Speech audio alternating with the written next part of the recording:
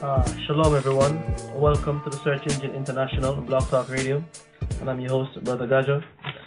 And we have a very interesting show for you coming up tonight. I got a few announcements to make. I want to bring out on things been happening over the past week. I got to receive some emails, some text, and this show, as you know, every week we don't really know what to expect because the show, it's so unpredictable at times. But we're gonna have two guests in tonight. We're gonna be talking about UFOs, alien abduction, and so on. And as you know, how it relates to the Bible, what's going on in the end times right now. All right, sit back, grab your pen, grab your paper. You understand? Get your questions ready. Come in. We can talk. We can ask you questions. The guest tonight in the studio are gonna be Wilburn Allen. And I'll give you some more information on him in a minute. And like I said, the topic is going to be UFOs, sightings, abductions, and as it relates, what are UFOs? What are they? Are they real? Are they something from a science magazine? What is it? All right. So with that, we're going to give everybody a chance to come in and join us. And last week I did mention this, and I said I'm going to start doing it a little bit more often for the new listeners who are coming into the search engine and don't really know what the show is about, and sometimes come in on us on right in mid topic sometimes, and it might sound a bit confusing or go over your head a bit. All right, so I wanted to read something for you about the Search Engine International and what it is and where it started from. Okay, and it is the Search Engine was originally a topical current affairs program which was aired on Peace FM 90.1 in Manchester, United Kingdom. The show became increasingly popular with the introduction of the Gathering of Christ Church to its normal presentation format, leaving the listeners with countless memories of shows which brought information that at the time was never heard before. As a result, the show continued to grow exponentially, not only reaching to listeners within the UK, but also to parts of Africa, Australia, North, Central, and South America, Canada included, and also throughout the Caribbean, Jamaica and Haiti being at the top. The show made history when a Jewish rabbi for the first time anywhere answered questions concerning the Khazarian Empire and the authenticity of the Jewish people today. This open debate took place live on the airwaves for all to hear, and listeners were so captivated that the audio was taken, posted on YouTube, and received many responses from all over the world.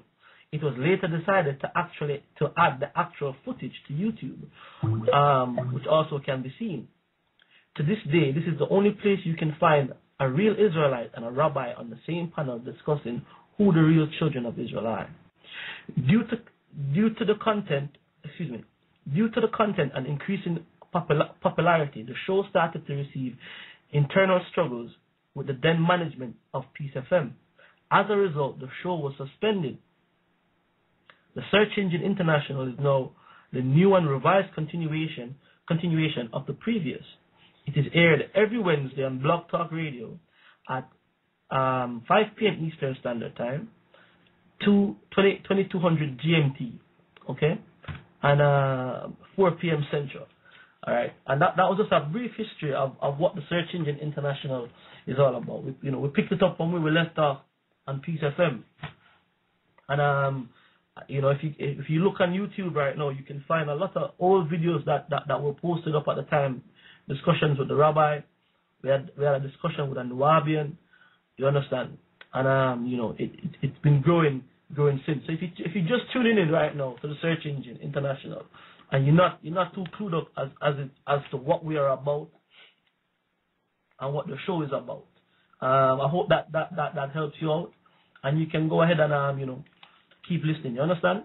Now, if you want to get in contact with the search engine directly, send an email to searchengineint@ymail.com. That is searchengineint@ymail.com. Coming at the end of the month, we're looking to launch the application for the Search Engine International. And if you have music, poetry, and you want it to be a part of what we're doing, feel free to send it.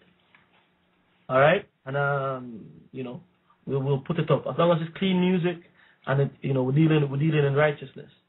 Okay, and with that as well, I wanted to say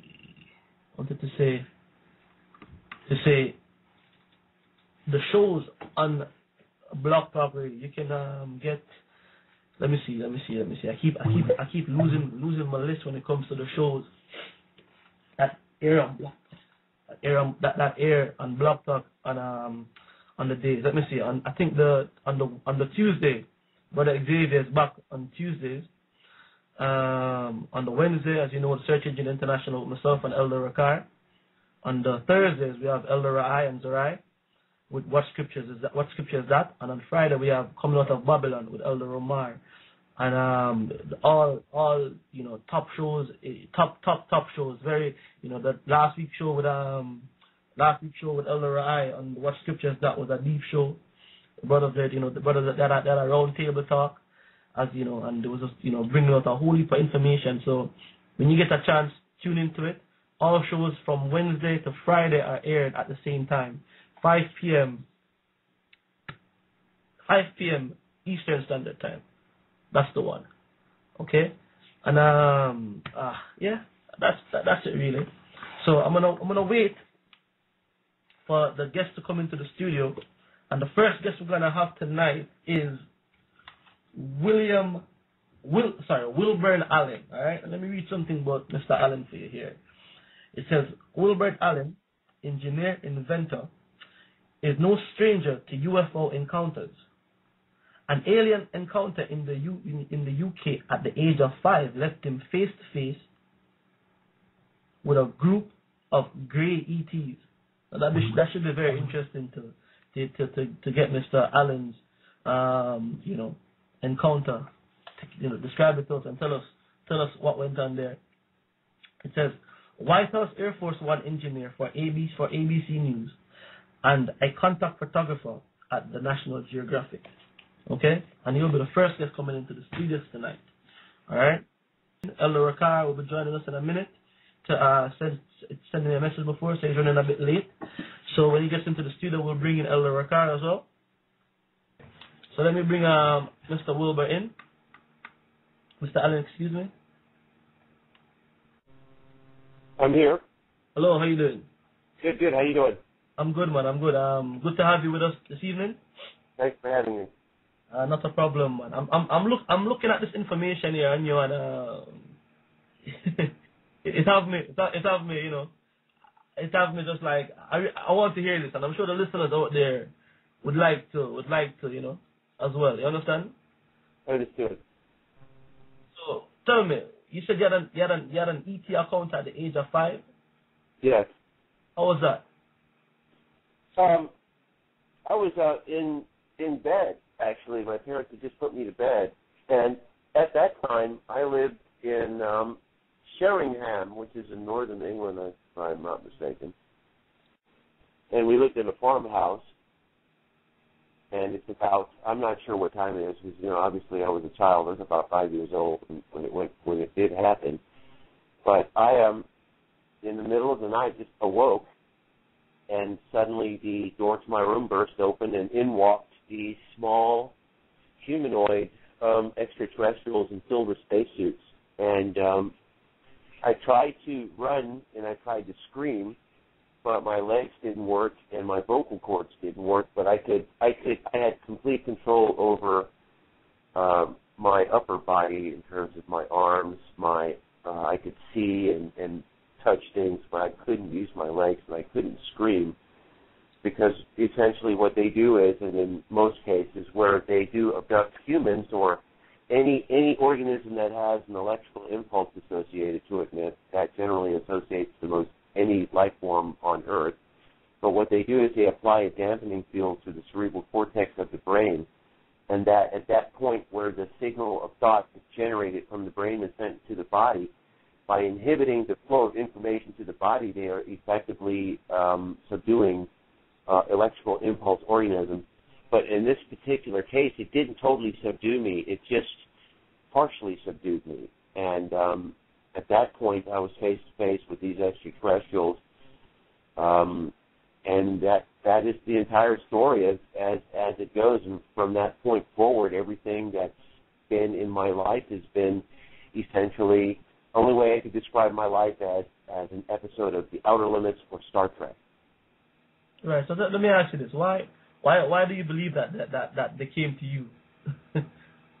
Well, my father was U.S. military, and he worked in SAC, which is Strategic Air Command. And Strategic Air Command is the nuclear arm of the United States Air Force. And my father was an expert in nuclear weapons. Okay, interesting. I see. It says here that you did a recent trip to Area 51. Yes. Can you tell me about that? Yeah, I was in Area 51 with a couple of film crews. One of the film crews I was out there with was a BBC film crew. And the BBC film crew kind of stepped over the bounds and was essentially subdued at gunpoint by the U.S. government while they essentially went over the line. And you can't do that in Area 51 since it is a U.S. government installation. But while they were face down in the dirt, in the desert, I was shooting into space. I was more concerned about the airspace than the base itself. And in the airspace, indeed, what I captured were extraterrestrial anomalies, some of which, in the sequences of images that I do have, clearly entered into the airspace through wormhole or some kind of temporal hole technology that's utilized in space. Okay, so you're saying that? I see here. It says that you have images, footage that was filmed at the White. Is that the White House? Am I correct? I had my images were filmed at the U.S. Capitol building, and that was my initial encounter. Essentially documented encounter, that is, with extraterrestrials on film was July the 4th in 2002. And at the Washington Monument, I documented a formation of objects above the Washington Monument, and I documented this blue sphere object, which just, based on the exposure, just happened to come out of a wormhole, just like the samples I photographed in Area 51. But this particular sample was taken in 2002 and using a film camera, and the film sample showed this object as it entered into our airspace through a possible wormhole that was generated by whatever technology made whatever that craft was that entered into our airspace. But nevertheless, the objects that I photographed July 4th, 2002, were encountered on the moon during Apollo 11 in 1969. So I have a sample from July 4th, 2002 at the Washington Monument. I have a sample taken 12 days later at the U.S. Capitol building, which was July 16th, 2002, which just so happens to have been the same date that the exact same thing happened, July 16th, 1952, 50 years earlier. And from the same point of view where my camera was, there's footage based from 1952 that showed essentially the same anomalies I photographed at the Washington Monument in 2002 and in 2010 with the digital cameras that I have right now are still here. So I was able to connect the dots based on the physical samples and what physical samples that were available in 1952 and connect them with the physical samples that I'm able to obtain with high-definition digital cameras and show without a doubt that those anomalies are indeed still here. So, what in your opinion, what's the cover up? What's the connection between military and UFOs, or are these these beings? I'm not sure. I think what's happening is, and from what I gathered in Area 51, and people did say, and there has been speculation and information that indicated that much of the covert research that was done in Area 51 was moved to Cheyenne Mountain in Colorado, which there's a possibility it was. But what I saw and what I photographed in Area 51 was technology that I saw when I was a child, when my dad was in a base in Denver, Colorado called Laurie Air Force Base, and he was being deployed to a base in California called Castle. And in driving from Denver, Colorado to Castle Air Force Base in California, we drove through Nevada, and in the area we drove through, which just happened to be near Area 51, and as a child I saw this zigzagging dot, and in this expedition 30 days ago with MPD, photographed a slithering series of objects. They slithered like snakes in space. They had aerodynamic capabilities that were unlike anything I've ever seen before, and that whatever this slithering anomaly was that I captured at the main gate of Area 51, I also captured a remote camera showing this object manifest out of a wormhole out of nowhere and fly through through image frames. So indeed, I was able to document these anomalies in space in Area 51. Mm-hmm. So I mean, I hear there've been many movies on this Area 51. There's been many rumors about it. What is actually fact based on what you're seeing and what you think is it is total? First of all, there are issues with unauthorized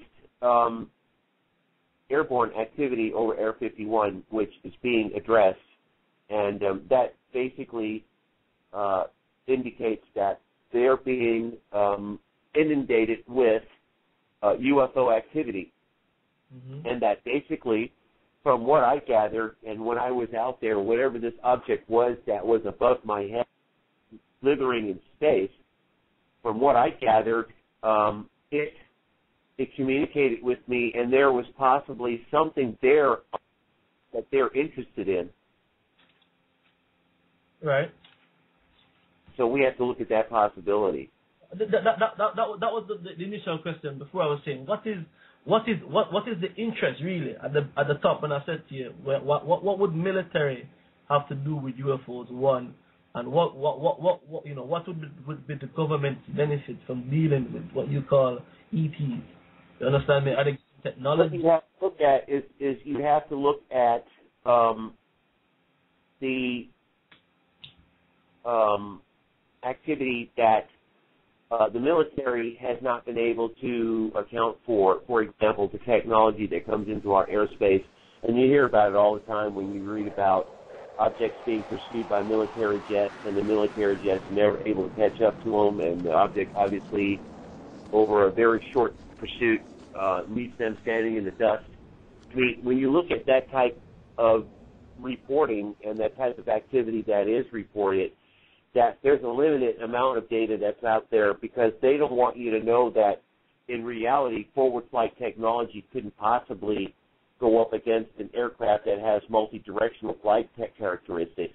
You know, I mean, when you think about it, it would be like trying to shoot an arrow at something that can go in multiple directions. That's impossible to hit. Well, what I'm trying to establish here, just based from what you have seen and what you've come across with your footage, would you say that the government are in league with these ETs, swapping information? I think what's happening is what technology the government does have just happened to crash here by mistake or by some technicality. Something happened on board alien spacecraft that would make it crash, and that when it does crash, that what vehicles that they are able to retrieve, that they do take some bases, and the bases that do end up inevitably is still, nevertheless, Area 51, Groom Lake, and that when they're there, that the engineers and scientists there try to back engineer and back design the technology from whatever objects they have that just happens to fall into their laps.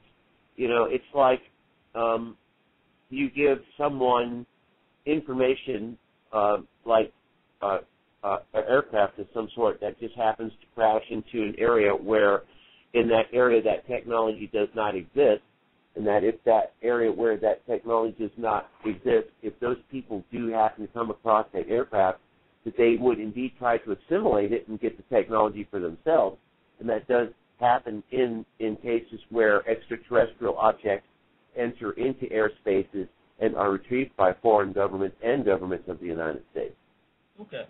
All right. Well, I don't know how much information the producer gave you when he contacted you about the show, but we are a Bible-based group, right? And when you say it happened by accident, as you know, as researchers of the Bible and studies of the Bible, we find that having beings coming in contact with everyday man has been a normal occurrence from since the beginning of time. So I don't really share that standard that you know that they came here by accident. You understand me? I'm not just saying. Well, I'm saying when I say in terms of accident, I'm saying that in the cases of the objects that did end up crashed on Earth, something attributed to that crash that was not planned by the entities that created that device, that spacecraft. So we know that. So we can rule out the possibility that they would come here willingly if they did indeed crash. Then because of technicalities, there could be mishaps in the reactor and the spacecraft. There could be mishaps. Something, it could have hit the spacecraft in space, a meteor. Something could have knocked it out of alignment. Anything and everything is possible when it comes to UFOs that crash into the Earth. So that's what I meant by that. And in most cases, that whatever technology we do have and whatever we are able to retrieve, that we have to look at that as a blessing because it did come into our existence not necessarily by chance, but by some specific means. What I'm gonna do right now, I'm gonna open. I see the call lines right now are going off, and I'm gonna bring some callers in right now, take some questions and comments. All right. I'm gonna go straight to Ohio to Brother Lexwell. Let me bring Brother Lexwell in. Hey, Brother Gaja, how are you today? I'm all right. How things on your side? They're cold. Very cold here. Very cold. Hey, how you doing, Mr. Wilbert? I missed your last name, Wilbert. Alan. And how are you tonight? Very well, thank you. I tuned in a little bit ago and I heard you talking about I can't remember how unauthorized traffic above airspace or something of that nature. Yes. I was wondering, as you know, you're a civilian, right? Yes, I am. As civilians, do we have any way to track things that fly around, through the night? Civilians, technically, no, we don't have the technology to do that, and it's not commercially available for us to do that. That's strictly maintained by the governments of the United States or whatever country has that maintains that airspace. And generally speaking, it would be a government that would do that. Okay. Not us. We wouldn't have it. You can't go online and buy yourself a radar installation. Well, there's a possibility you can, but it wouldn't be military grade. But, it's not something that would sound feasibly be possible for something like us to do. There's actually, let me see if I can put this in the right words. There's a guy, or there's a few people, it's a style, it's an art now, where they open film air.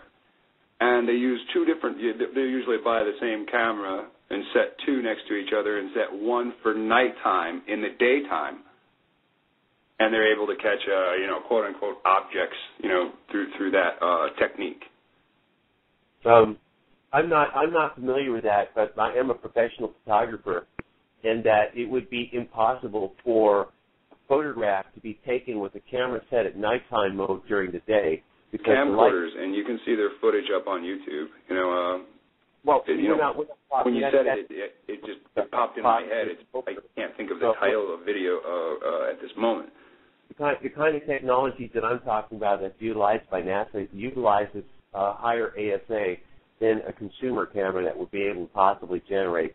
And it's very possible that these cameras are able to capture these objects because of the fact that a human eye doesn't necessarily have the ability to see whatever it is at that light level, it doesn't mean that the digital cameras can't. So the digital camera has the capability of gathering that level of light and information.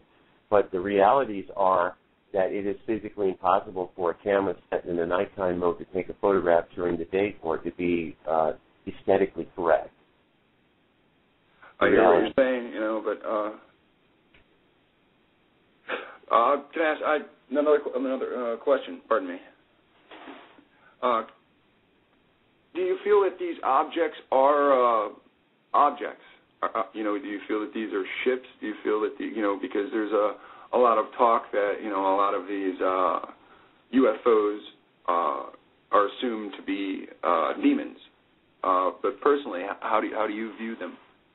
Well, I don't necessarily hold a religious point of view towards the objects that I capture, because essentially they are physical data based on photographic evidence, and therefore I can't have a point of reference in terms of religious standpoint to associate that to.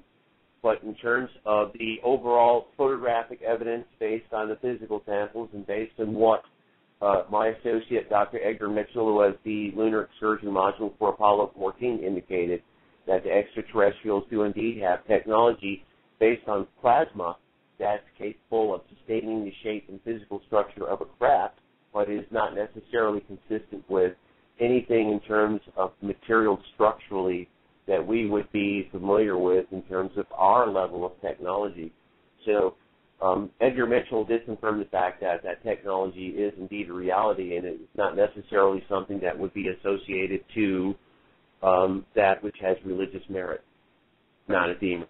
It's a spacecraft that just happens to be plasma-based. Another level of technology. It's not a demon. No, I understand your opinion on that now. Yes. One more question. This will be my last question.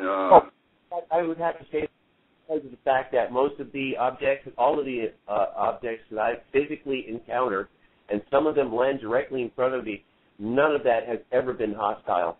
Because if it was, I wouldn't be here telling you about it. I understand. Are you aware of the RFID chip? I'm sorry? Are you aware of the RFID chip that has in plans for the future?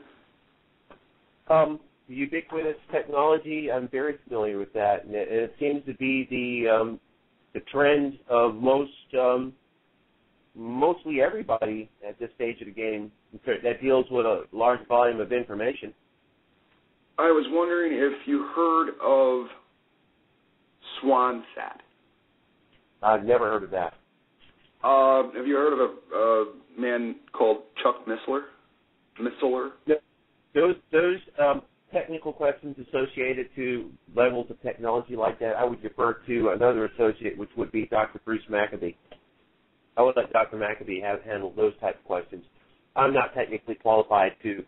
It's not on that level. It's just I'm trying to bring forth this information that Chuck Missler he's a pretty reputable person. He's actually in control of a project called SwanSat, which will be spacecraft that will fly around the globe and manage the RFID chips. No, I'm not familiar with that at all. And in fact, that's relatively new to me. But I maintain and do only UFO research. I don't look into other things outside of what I do and outside of what I'm able to physically capture. You said you feel they are spacecraft, so I was just bringing up the idea that they would be in the same orbit, so to speak. But I couldn't answer that honestly. I would not technically be qualified to do so. Well, thank you very much for your time and for taking the time to answer my questions. Thank you for calling. Appreciate you being part of the show. Hey, thank you, Brother Gaja. Yeah, no problem, man. I'll put you back in the queue. That's it, one. Thank you. Shalom. Shalom. I'm sorry, on some questions where I'm not qualified to make certain statements, I will have to stand in a neutral position where I don't want to say something that would be incorrect, and in doing so would make me sound and look like a fool, where I'm already looking foolish with the level of technology that I do have with the physical samples. I don't want to add fuel to the fire by making statements that I'm not able to physically back without other levels of information to substantiate what I say, and that's why I make some of the statements that I do. If I'm not qualified to say certain things, I will not answer those questions. No problem. So tell me something. Do you think the government, let me see, do you think the government have their own UFOs? I think they have a level of technology that's associated to that, and I think a lot of it is a spin-off of technology that they were able to either assimilate for themselves or trade off for other levels of technology that's out there. So it's a very strong possibility that the United States government, or in fact other governments of the world, may have that level of technology that could be attributed to extraterrestrial spacecraft. And you have never photographed any that you could say, well, this is government, and this is as we call it, ET. Well, no, there are some secret space, some secretive aircraft that are in the air right now that are part of the U.S. military special aircraft programs that are out there testing the waves with. Like these triangular aircraft that utilize, from what I understand, some form of level of photonic propulsion technology, and are completely silent. And people have been photographing these triangles, but they're man-made. So we're able to show that these objects are man-made, but there are some objects out there that are not. So those are the objects we should be more concerned about. That's what I was saying, because it's like you say you're a photographer and you're taking these pictures, right? Yeah. ET of extraterrestrial UFOs and all that, but at the same time, how do we know that you're not just taking pictures of government technology? What makes you certain that this is of that nature? Well, first, what I know is not ours. It's technically based on NASA JPL physical samples, and what I do is I use NASA files, and I go through most of the files from the Apollo Moon program, and most of the objects that are imaged in the NASA Moon program are a match to the objects that I'm imaging today. So we know for a fact that whatever they imaged in 1967 and what I'm imaging starting in 2007, 2008, when I went digital, was not from a level of technology that's of man. Because how did we have it if we're just going to the moon in 1969? How is that technology imaged on the moon in 1969 if it's ours? It's not. It's extraterrestrial. Right. But that's why I was asking the question, that you say you have images, but at the same time, these images are not government, but they are... No, they're not. It's far from government, because I know our level of technology. And I lived on military bases all my life, and my father worked in secretive areas of the military. And I knew what they had for secret technology. Nothing like that at all. Nothing even close to it. Right. So, and it brings us back around to my next question. Is the government in league with these ET, extraterrestrial, as you put it? There's a very strong possibility that is indeed the case. Strong possibility, or is it just a possibility, or could it be a reality? I could answer that with certainty without actually knowing, but based on what I have in terms of forensic samples, that probability does indeed indicate that may be the case. What do you call forensic samples? I call forensic samples 1,800 photographic pieces of evidence that show the same object, however, in different positions in space. Right. Now, it would be different if I had one picture, and then in the rest of the pictures there's nothing. Then there's a possibility that may be a fluke in the camera. Then again, it may be a possibility that was indeed a UFO. But when you have 1,800 samples out of 2,500 frames taken, and the 1,800 samples show a solid object, and then in frame 1,801, the solid object becomes translucent and vanishes, then we know indeed that that is not a level of technology that would be something consistent with something we would call in our level of technology. Right. Not earthly. All right, let's move it on then. Tell me about the Apollo 11. What was seen there?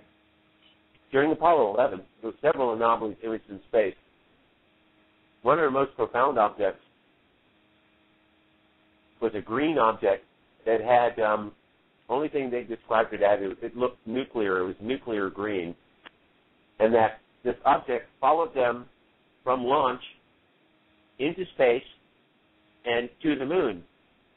And interestingly, on the voyage to the moon, from what I was able to gather from Buzz Aldrin, that something entered into the command module. And whatever these objects were that entered into the command module were the consistency and size of marbles, and that whatever these marble anomalies were, that they were indeed discharged and a part of these luminous green objects that followed the command module from Earth to the moon. And I'm able to show with physical samples the objects that were photographed in space and the objects that were described by Commander Aldrin that entered into the module. I was able to physically show those samples here on Earth. Right. And this is where you go into seeing the same green fireball over the Capitol building. Yes, indeed. And you have photographs of that. Yes. So I'm saying, don't you find it strange, right, that as we established that you are a civilian and you come up with all of this evidence? Do you find it strange that that the government would not already know about this and already have this information?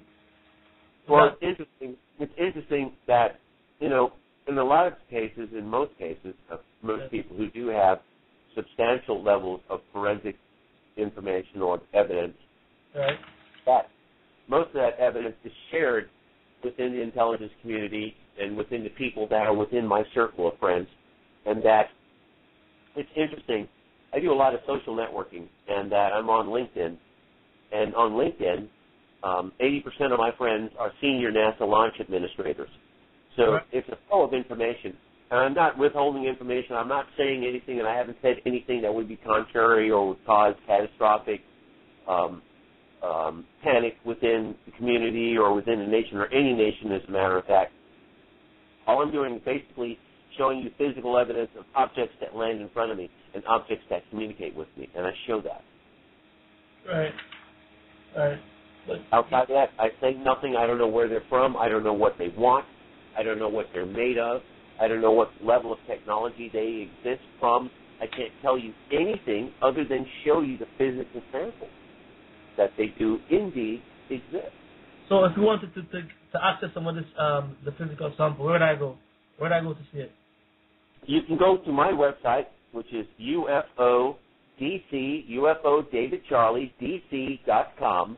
Right. And look, or you can Google UFO DC, or you can Google Wilbur Allen Photography or Wilbur Allen Area 51. It'll take you to all of my pages. Okay. And that's extensive research. And the level of technology that I'm utilizing is the same level of technology that is utilized by NASA. Okay, so how did you get access to this technology?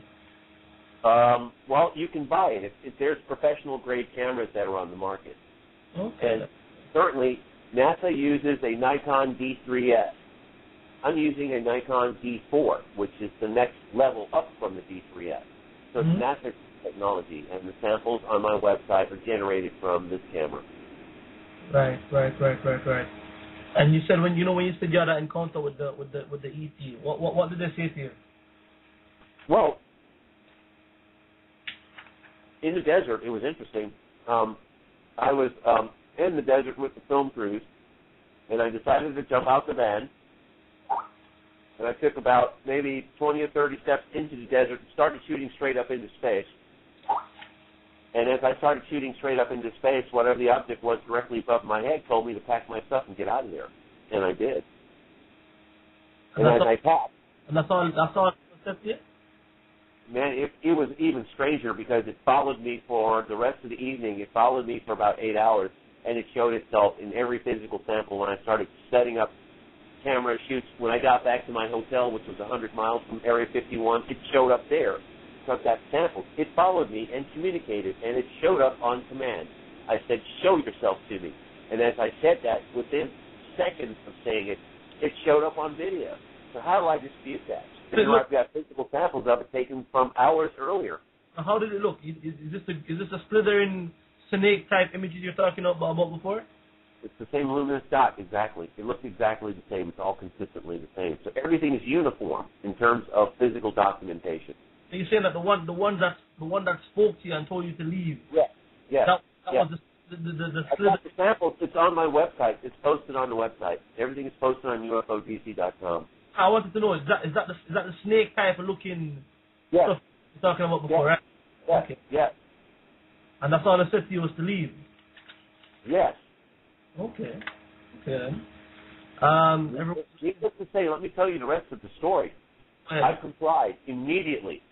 And within 1 minute of getting back to the van where the crew was, and that was with Raleigh Martin and Eron McCauley of the Howard Stern Show, within 1 minute of getting back to the van, this unmarked U.S. government van shoots out the main gate doing about 70 miles an hour.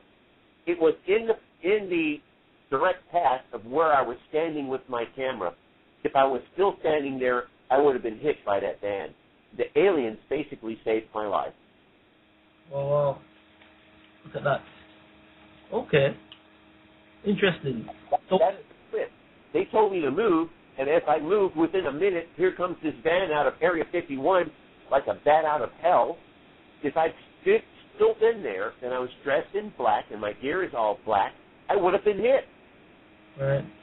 So did the government officials not want to talk to you, not want to say nothing to you, no? They didn't want anyone to see whatever it was. It had the BBC crew in the dirt at gunpoint, and the BBC crew in the dirt at gunpoint just happened to see what I photographed in space. So we have everything in sync. The aliens saved me from getting hit. Mm-hmm. That's the fact of the matter, the truth of the matter. Very, very interesting, you know? Yes. Very, very interesting. It's not like what one would think. And it was far from demonic. Right. Okay, everyone, you're locked into the Search Engine International, and I'm your host, Brother Gajo. With me in the studio tonight is Wilbur Allen, who is, what would you describe yourself as? A scientist. A scientist? Yes. Scientist that deals with UFOs? Yeah. And you're a photographer also, right? Yes. Okay. The numbers to call is 646-200-4309. We'll do, just if you have a question or a comment for Mr. Allen, and we'll bring you in. Tell me something about dimensional travel. I see you say something about that, using wormholes and all of that. Well, I'm looking at the physical samples that I obtained from a remote camera in the desert. And the way this camera was programmed was it took a series of frames over a period of 2.5 hours, and the series of frames were spaced evenly every 5 seconds. So I have a frame every 5 seconds for 2.5 hours. So when I take all of those frames and I put them together, what you have is essentially a 2.5 hour time reference compressed into a series of frames. Now, when I take those frames and I put those frames in an animator, I can show the activity that took place in the desert at that given point in time based on the physical data. That's how I'm able to substantiate and see without a doubt if there is anomalous objects in the airspace where the camera's point of view is situated. Right. So based on that, you discovered wormholes or interdimensional. Based on that, you could see based on when I started putting the clips in the animator, you would see there would be frame after frame after frame of standard star field, or what would look like images taken from Hubble, that level of star field, not just regular consumer BS photographs, but in industrial grade, technological grade sky scans. And I would have these sky scans, frame after frame after frame, and then all of a sudden, within the sky scan would be a distortion, and within that distortion in the next frame would be a light, and then in the next frame the light is longer because it's coming out of the distortion, and then the next few frames, or a series of frames, you can see the object clearly fly out of the image area. So if it's there, and the camera technology sees clearly, without a doubt, space, and if you look at the photographs, it looks like Hubble took these photographs. If there's nothing there, then how is it all of a sudden there's something there if it didn't come out of a wormhole? Right. So tell me something. What is this you believe on these ETs having like a transition with our society? Explain that to me. Rephrase your question there. You said that there's a transition going on right now. That we're in the midst of a transition with extraterrestrials and infiltrating our society. How do you work that one out? Well, again, based on my physical documentation from 2002, what was interesting was the close encounter I had at the U.S. Capitol building was July 16, 2002. And where I took the photographs was interesting also because on July 16, 1952, which was 50 years earlier, at the exact same location, almost at the same time, the exact same thing took place. Except in 1952, it was a fleet of objects, up to 16, 18 objects. And when the U.S. government got wind of the anomalies flying over the U.S. Capitol, they scrambled F-86 Sabres. And in 1952, when the F-86 Sabres, which were scrambled from Bolling Air Force Base, which is less than a mile from the Capitol, when the F-86 Sabres got to the Capitol, the UFOs were gone and nowhere in sight. Okay. But I'm saying you said that there's a transition going on, all right? Yes. Transition going on. I'm trying to get, you say based on the evidence. No, you said that the ETs are infiltrating our society. Yeah? No, the question is, what do they want? I can't answer that. I don't know what the agenda is. Don't know that. Okay. I can show you it is happening, but I can't answer you why. Give me an example. Show me. Just based on just based on your evidence, where would be the most, where the most ETs located at right now? Where's the main hub coming? I can't answer. They're everywhere now. From what data is out there, they're everywhere. They're everywhere. Okay, but where do you see the most the most? I can't answer that. You would have to look at a website like Newport, Peter Davenport's website, and look at the clusters of data, of reports that come in daily, and then you would assess, based on the cluster of reports, the level of activity and the geographic location of each amount of activity that's taking place, and that way you would be able to assess where there would be the most activity. But as it stands, it's happening everywhere, so I couldn't answer that question. Right, okay then. Not a problem. And also, you said that they're saying that, yes, you say here that there's UFOs over China and India. The sample from China and India that I have seen last month is a physical match to the objects from 2002 at the U.S. Capitol building. And it's a match to the object I photographed in Sedona, in the Sedona Desert, last month. So I'm able to now show, using a high-definition NASA-grade camera, the same objects that I photographed in 2002 now on high-definition image frame. So they're still here. They're still here. Again, why isn't anyone else coming up with this? I have no idea. But keep in mind, the level of technology that I'm using, these cameras are not something that consumer Joe Blow is going to have. It's just a little bit out of their reach in terms of its overall cost. We're talking about a big buck camera. How much? How much you talking about? Just for the body, $6,000. Right. Okay then. It's not like, you know, how many people have that camera? I don't know anybody with the camera other than the cats from NASA. To tell you the truth.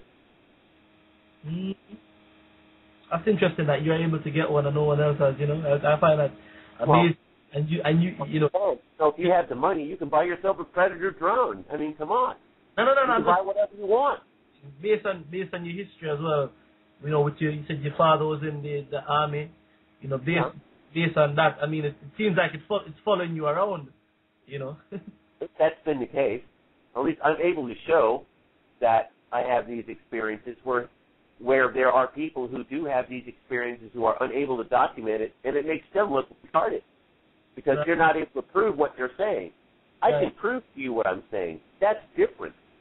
But I can't tell you why or how, but here they are. Right. You said that the operating amongst us at a high level.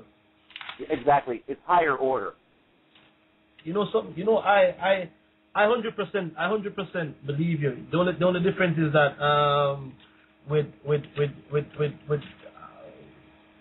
I know why they're here, and I know who they are, and I say I know as in I know they. I'm not speculating or guessing what their agenda.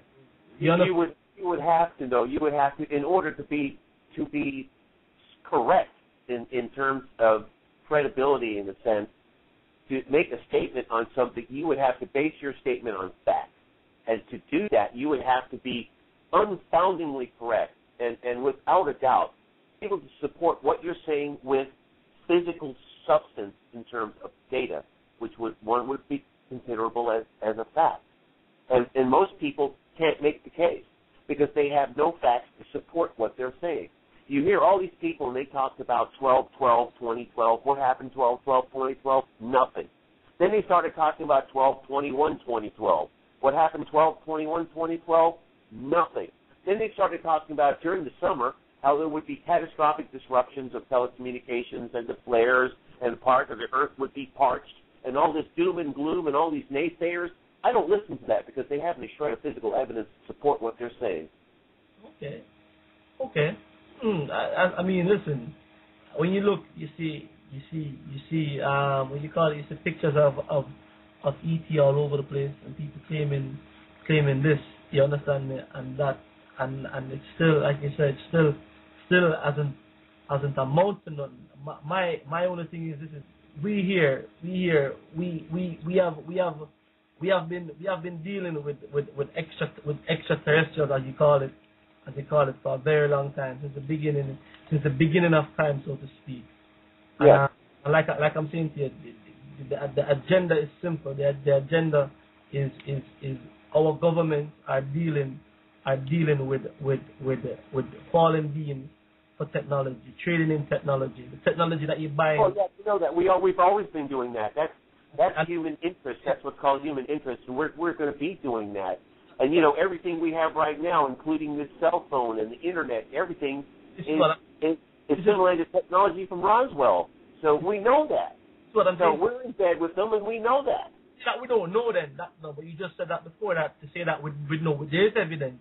You understand me? There is evidence all over when you look around. You know, we have people like Bob Lazar, who's worked in Area 51 back engineering extraterrestrial spacecraft, and he'll tell you he's back engineered extraterrestrial spacecraft.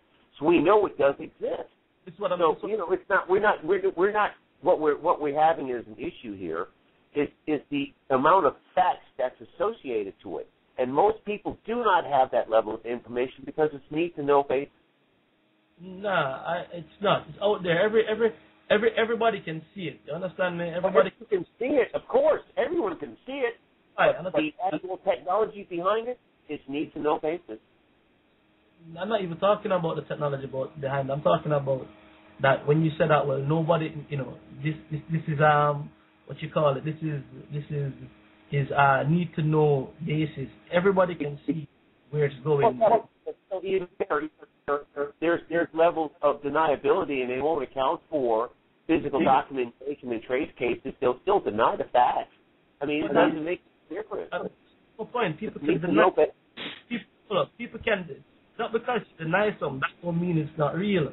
So, of course not. Of course not. But they're not going to tell you that it's not real. They're not going to tell you that it is real. They're just not going to tell you. This is need to know. You need to know. No, they don't think you need to know. I'm trying to say, that's what I'm trying to say is that before I forget my point is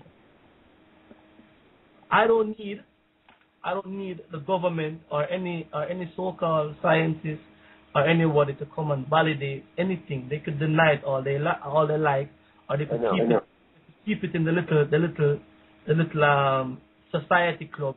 That still don't change the fact that it's real.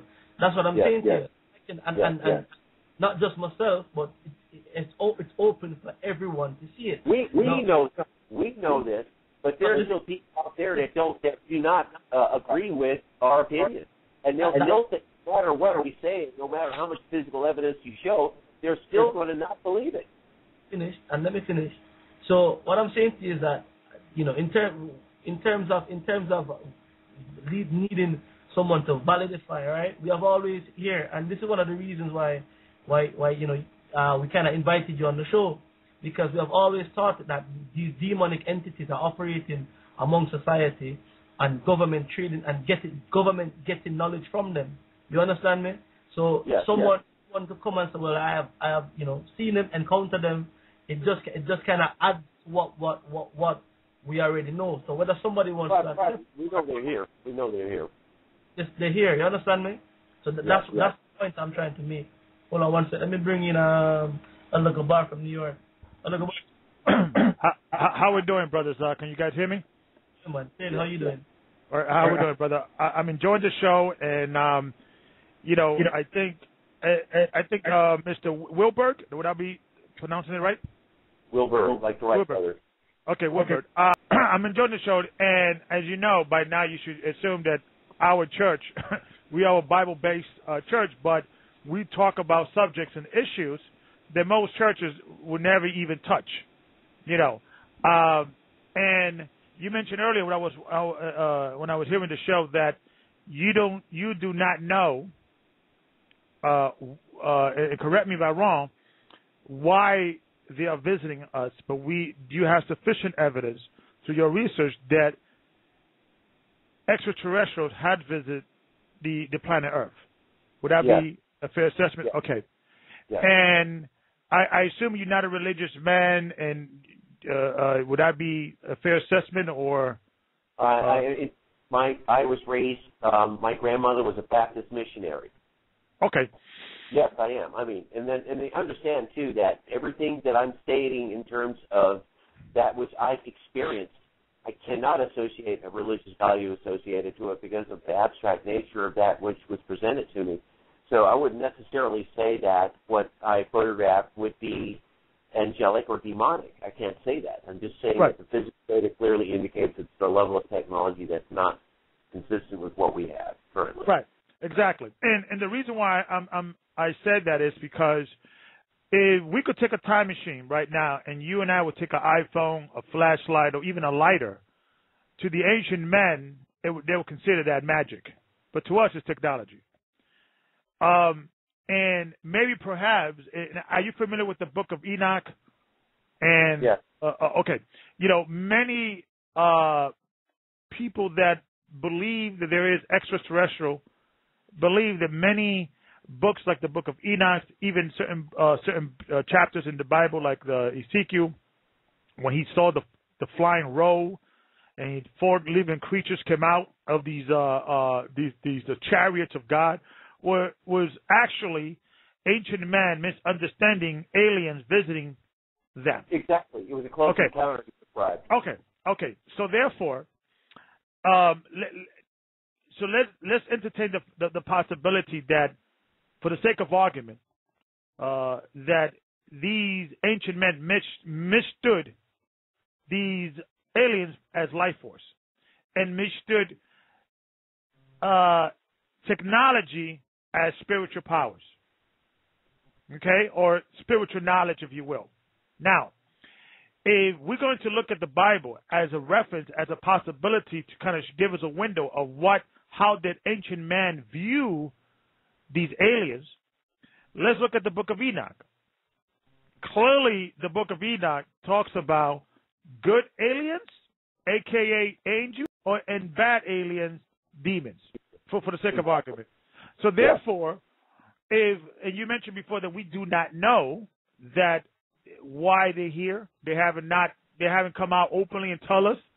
So therefore, we have to be very careful, regardless whether we're going to approach this from a biblical perspective or a scientific perspective, because if ancient man understood of good and bad demons, or they misunderstood aliens as good or bad, okay, that means they might be good and bad aliens.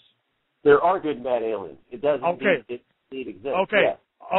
Okay. So therefore, we have because you mentioned that from your studies there has not been aliens or extraterrestrial that has been aggressive towards us. As a matter of fact, I want to rephrase that. It has not been aggressive towards me, not towards us. Okay. So I apologize for that, but I'm saying that to say this. In the same fashion that we all know the stories of the 200 angels that came down and slept with the daughters of man, and after that, giants was on the earth. That's in the book of Enoch and also in the Bible.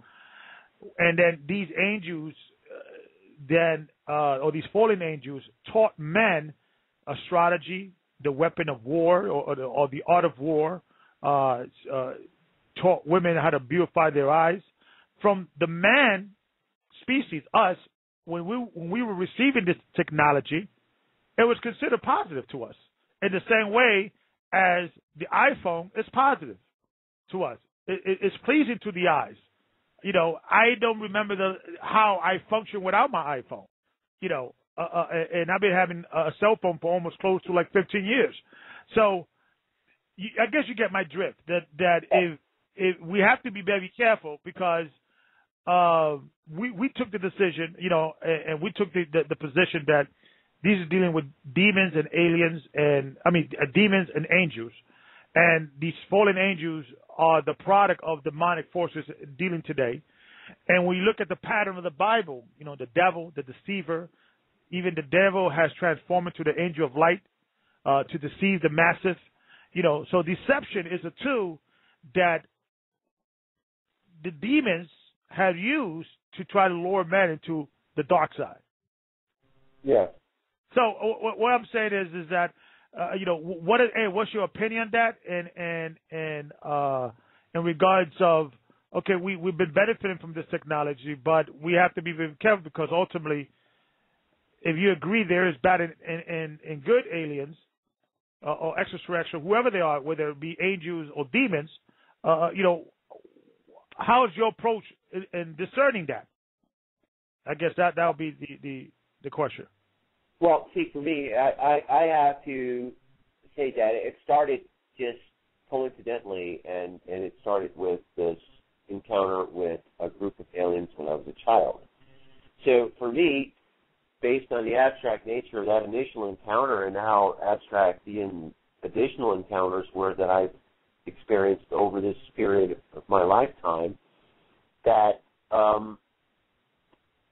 to me, because most of what I experienced, even though it was abstract and it scared me basically from the abstract nature of what I was looking at, it was not hostile.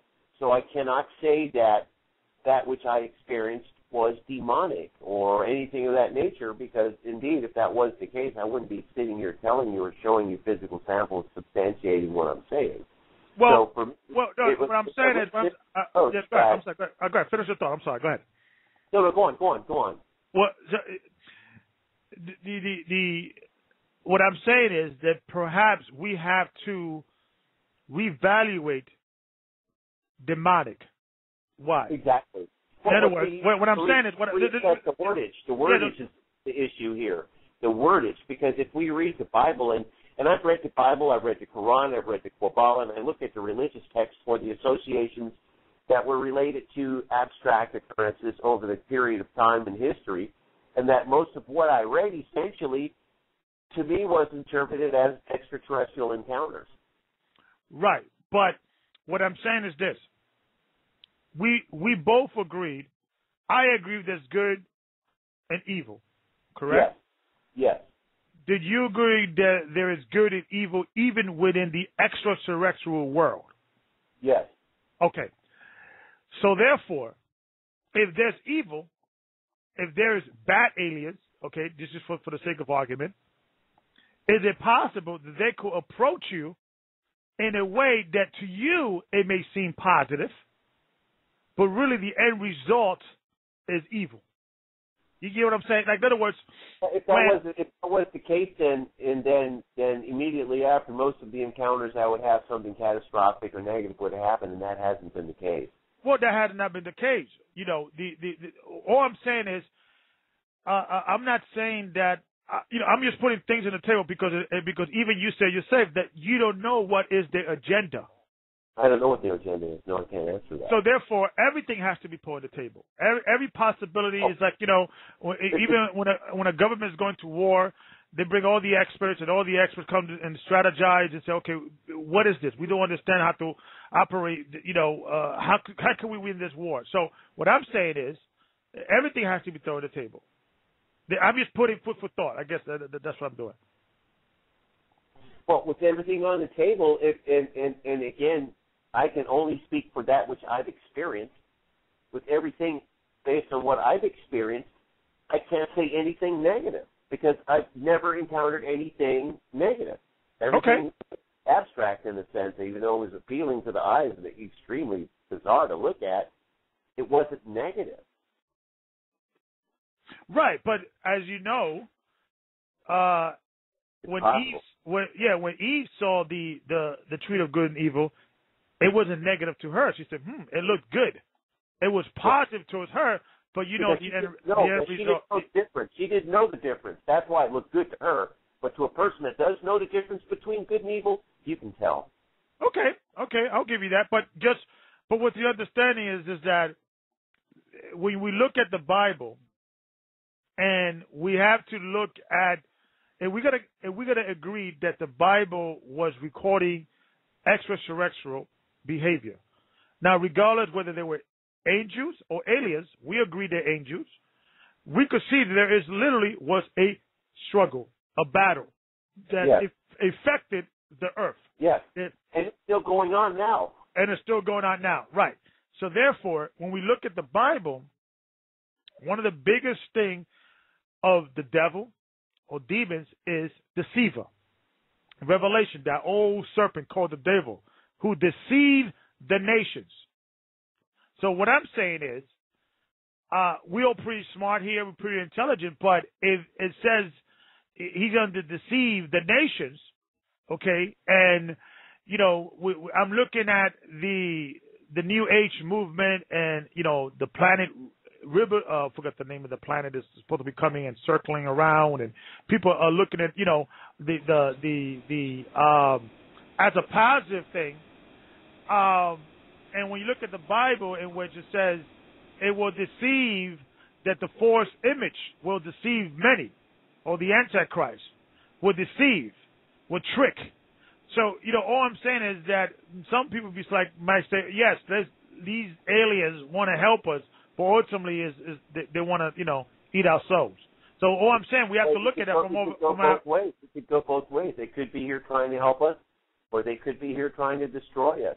But from what I've experienced, I've not experienced anything negative, anything that was destructive, anything that would cause any physical harm, any shedding of blood, nothing. Nothing. Other than abstract objects. Well, you have to look at that. Let's look at that. Okay, well, technology-wise, and we really have benefit from technology in a sense that, or have embraced the full benefit of technology. We're not benefiting from it. We've actually become addicted to it. Take away the iPhone, take away the computers, we're lost. Right, but what I'm saying, let's look at the last 100 years. What has been the most? Is technology has helped us, or has destroyed us? Let's look at the atom bomb. We sit right now in the risk of being literally wiped out from the planet because man has the technology and the weaponry to destroy the planet 3 times, 4 times, 100 times over. let's look at all these GMOs,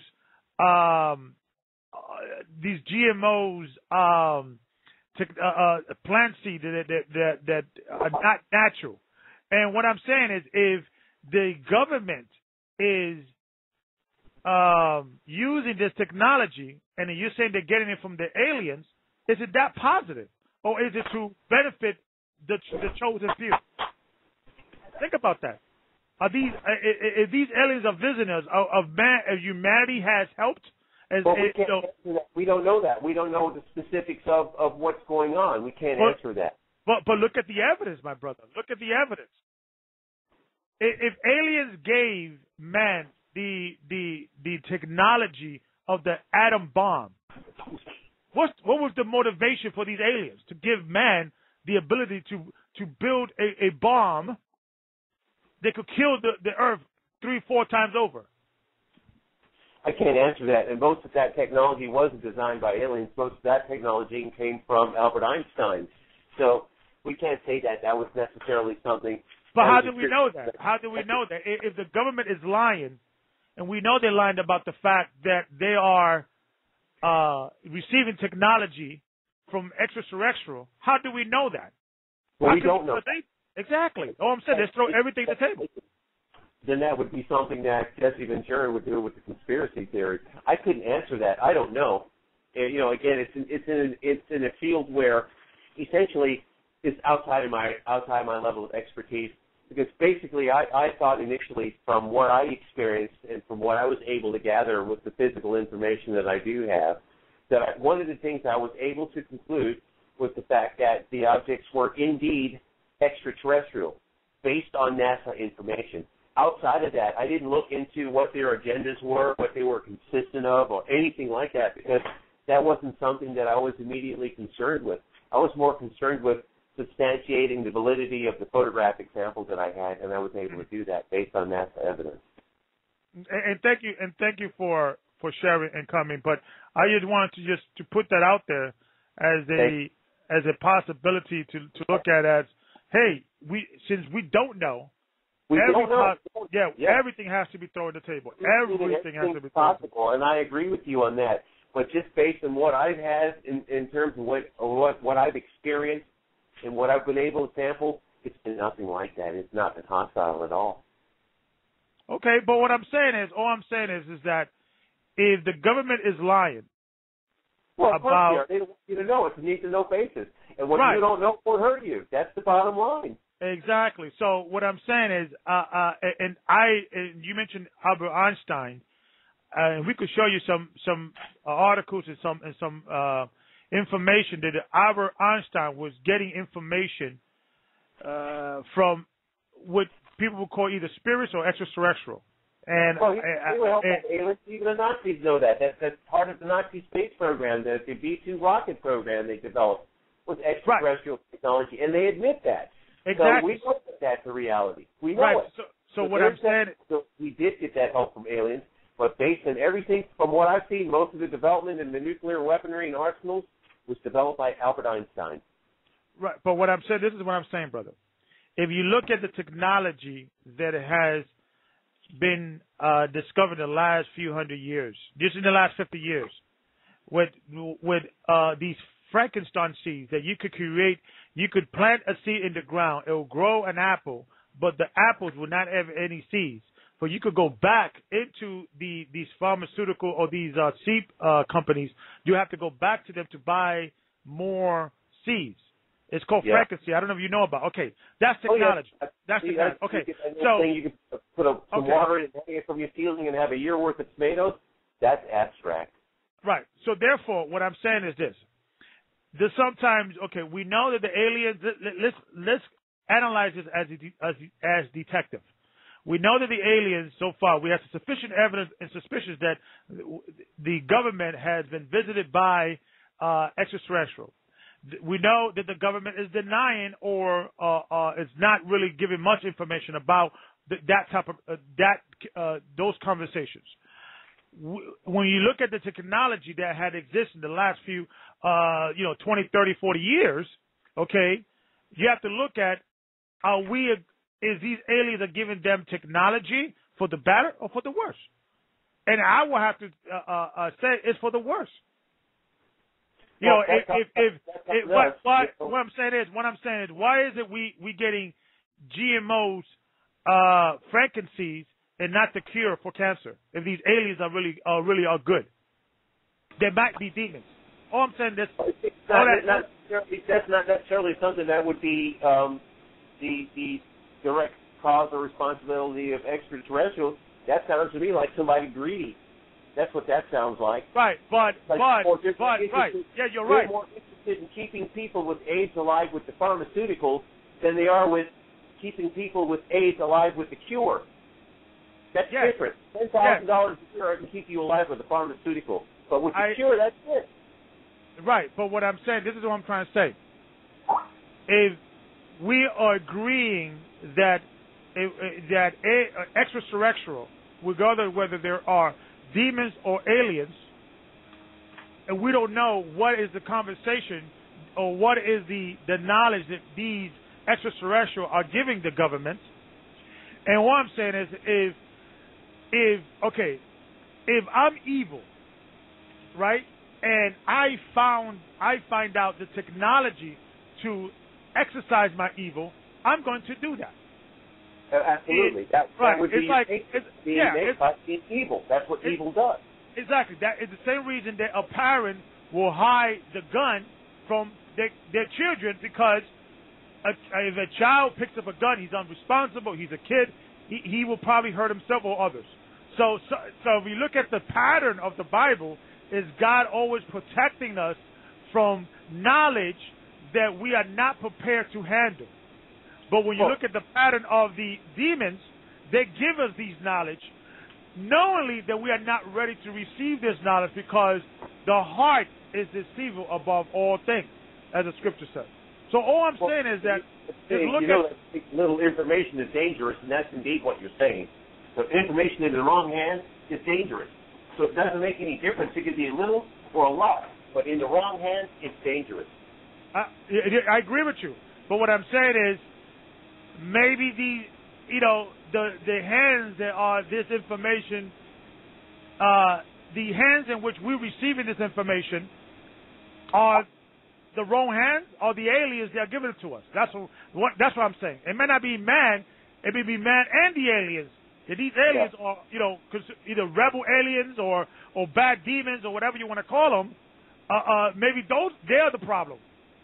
Well, you know that saying, and I got to use these old adages, but one bad apple don't spoil the barrel. One bad apple, you can't say one bad apple is going to make everybody bad. Well, I think it's more than one bad apple. If you just look at just look at your environment. That's what I'm saying. Just look at the world we live in, brother. Yeah, I know. That's what I'm saying.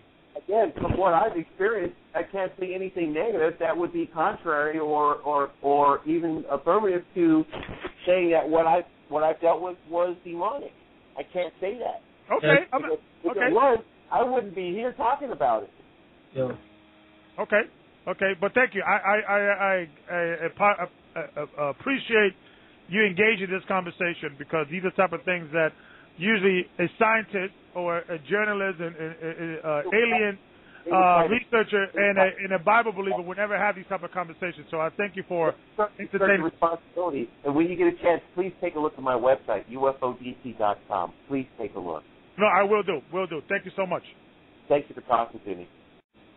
Hey, Alakabar, man. Thank you for that, man. The thing is this, right? The thing is this, and we're gonna open up. We're gonna take another call in after. We have Rai wants to be a part of the conversation. Brother Rai, can you hear? Yeah, we've got 15 minutes, right? Yeah, we have a bit more than that, but we just. I think this is maybe the last call we're gonna take. You got to bear with me, because I have not eaten in 2 days. I constantly stay at the computer, so I've got to eat my dinner too, and I don't want to sound like I'm munching on a phone, but excuse, I am hungry. All right, no problem. Let's see if we can speed this up a bit. Right, you there? Yes. Yeah, I hear you. Can you hear me? I'm hearing you clearly, man. Go ahead. Okay, Mr. Allen, how you doing? Good. How you doing? I'm doing fine. And excuse me, I caught the show, but I want to ask you a couple of questions. One, I know you talking about your personal experience with the UFO and the alien encounter. Do you acknowledge or deal with other people's encounters or other people's testimonies? I do, but I have to look at the realities with what I have in terms of I have so much physical data that it's impossible for me to look at other people's work, because I've got, for example, just from Area 51 alone, I have 60,000 frames. 60,000 frames is going to take me years to go through, and that's what I have to deal with when looking at other people's data. And the other thing I look at, too, is when someone sends me a sample, that whatever samples they do send me, it's a requirement that those samples have metadata associated to them. Therefore, I will take that image and look at it in a software that's designed to look at the overall image itself in terms of what was done to capture that file. So, yeah, I do look at other people's work, but I try not to because I'm already inundated with a ton of my own work. But, yeah, I'll look at other people's work. I do look at it. Okay, so you only deal with the physical evidence. You don't necessarily deal with eyewitness testimony? Well, see, you have to look at where I'm coming from with it. Since I'm dealing specifically with physical data, it would be harder to substantiate someone's story in terms of credibility without something substantiated on, without some form of basis of analysis. And I'm dealing with samples that are evidence in terms of photographic evidence. That's a little different. Yeah, I completely understand that.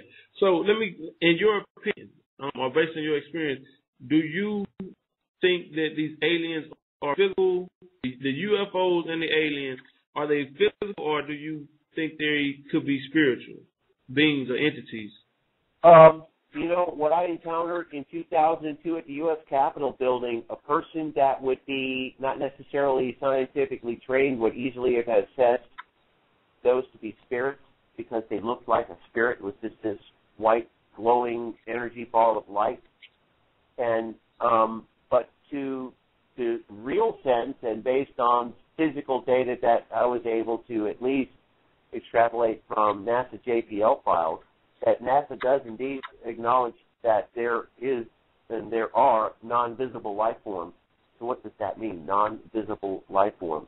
Is a non-visible life form, would that be categorized as a spirit? There's a very strong possibility that is indeed the case.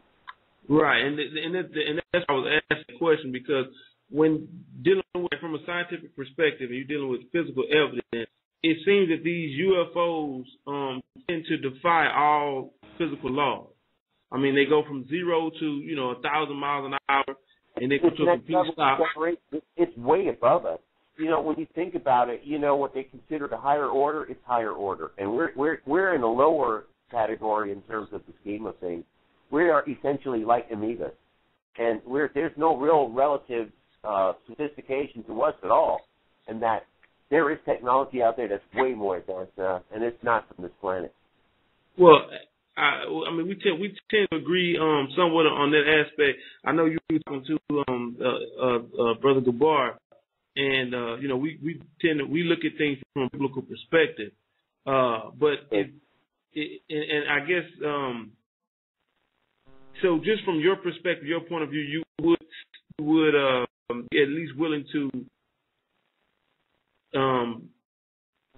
I guess, see it from the point of view of that these actually could be angelic entities opposed to something from outer space. I can open to that possibility because some of what I photographed were angelic.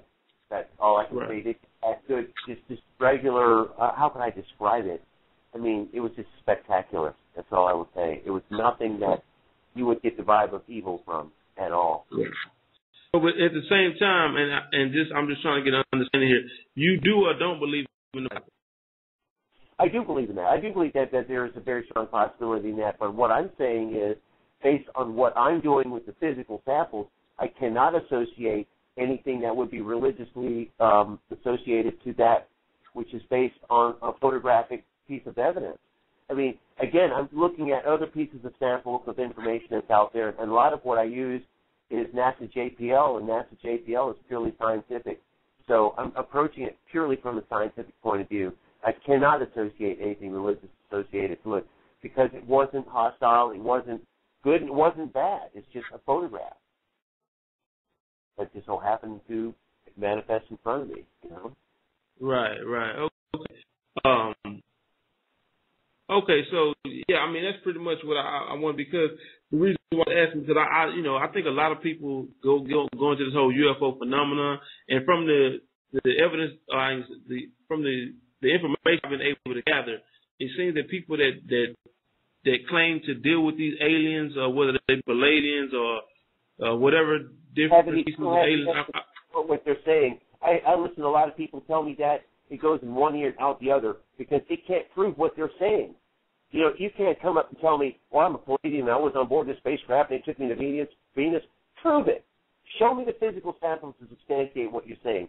Then I'll believe you. But until then, you know, people talk, and a lot of people will tell you anything they want you to hear, but without physical evidence supporting what they're saying, I'm not going to listen to it. I don't have time for it because it's full.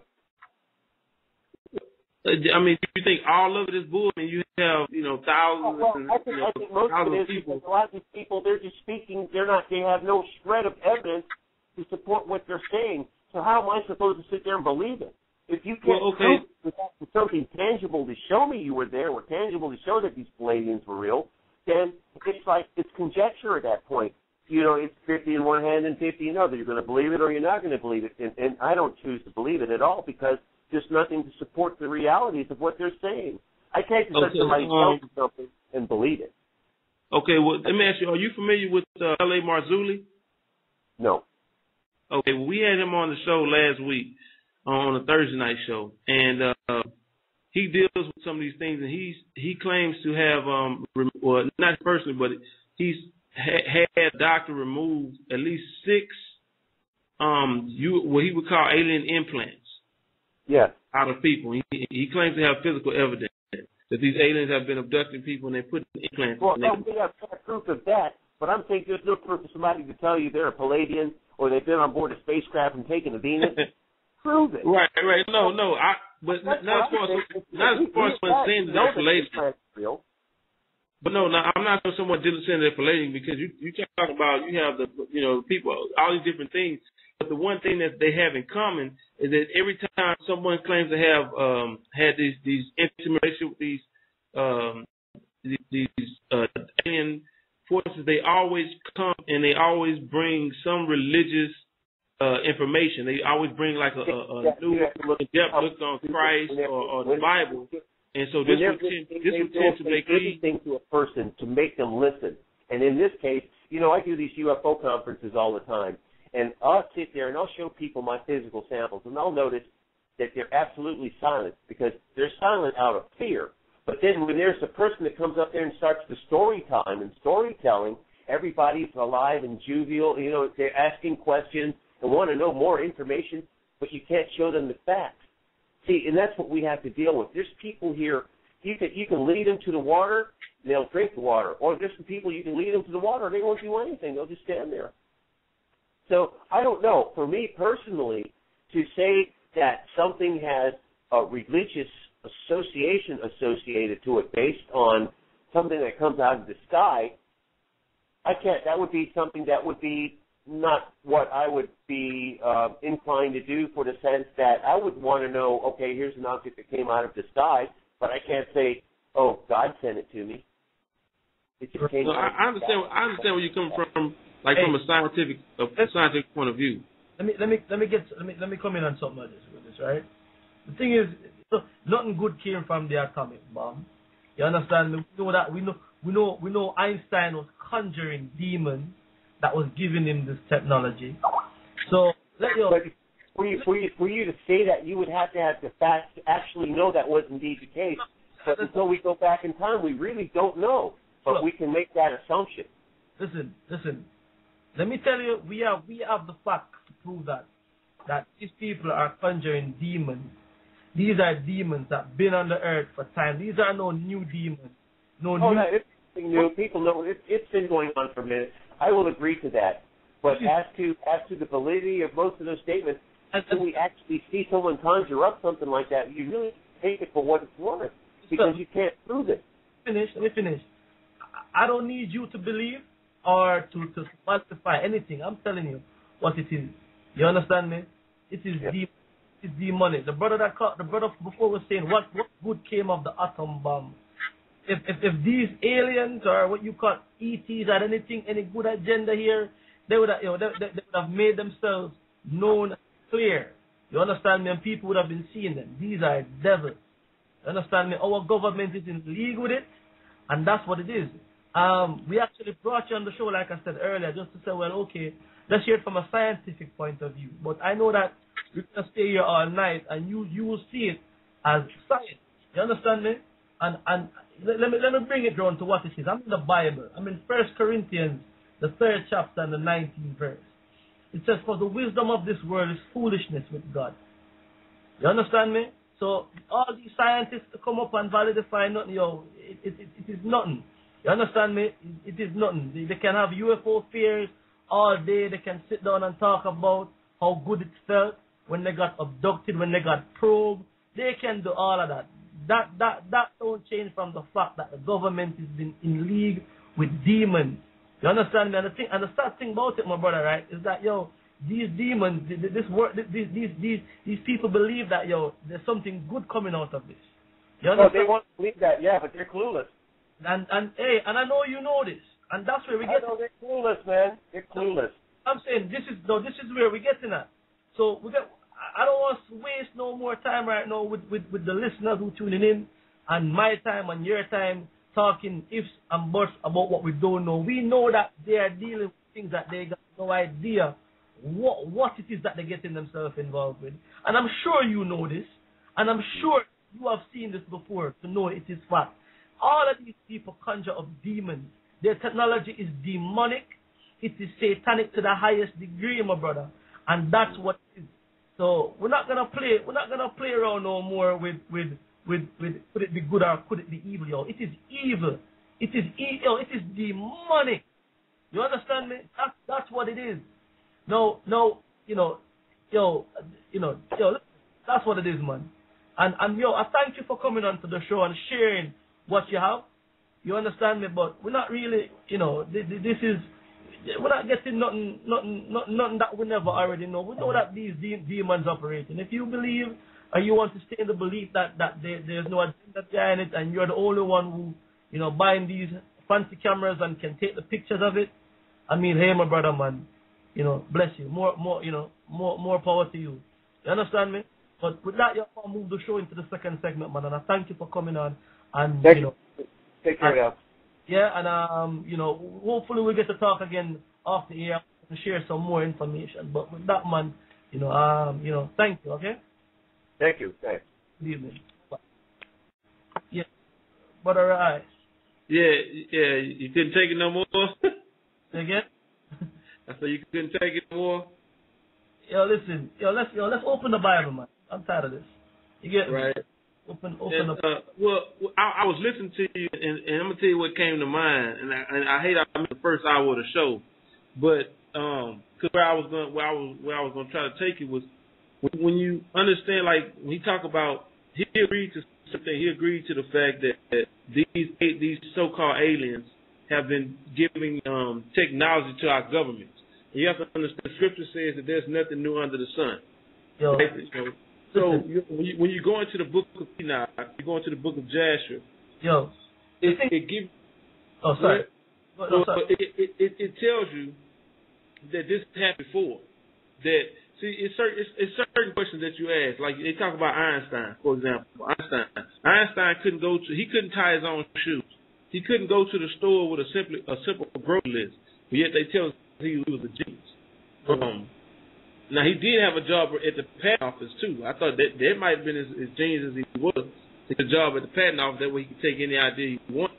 But listen, when you talk about these angels, for example, it tells you that the angels, they taught men how to extract metals out of the earth, to forge weapons, how to deal with sorcery or what we call medicine, where women could drink certain potions to where they would not be able to get pregnant. They retain their fears.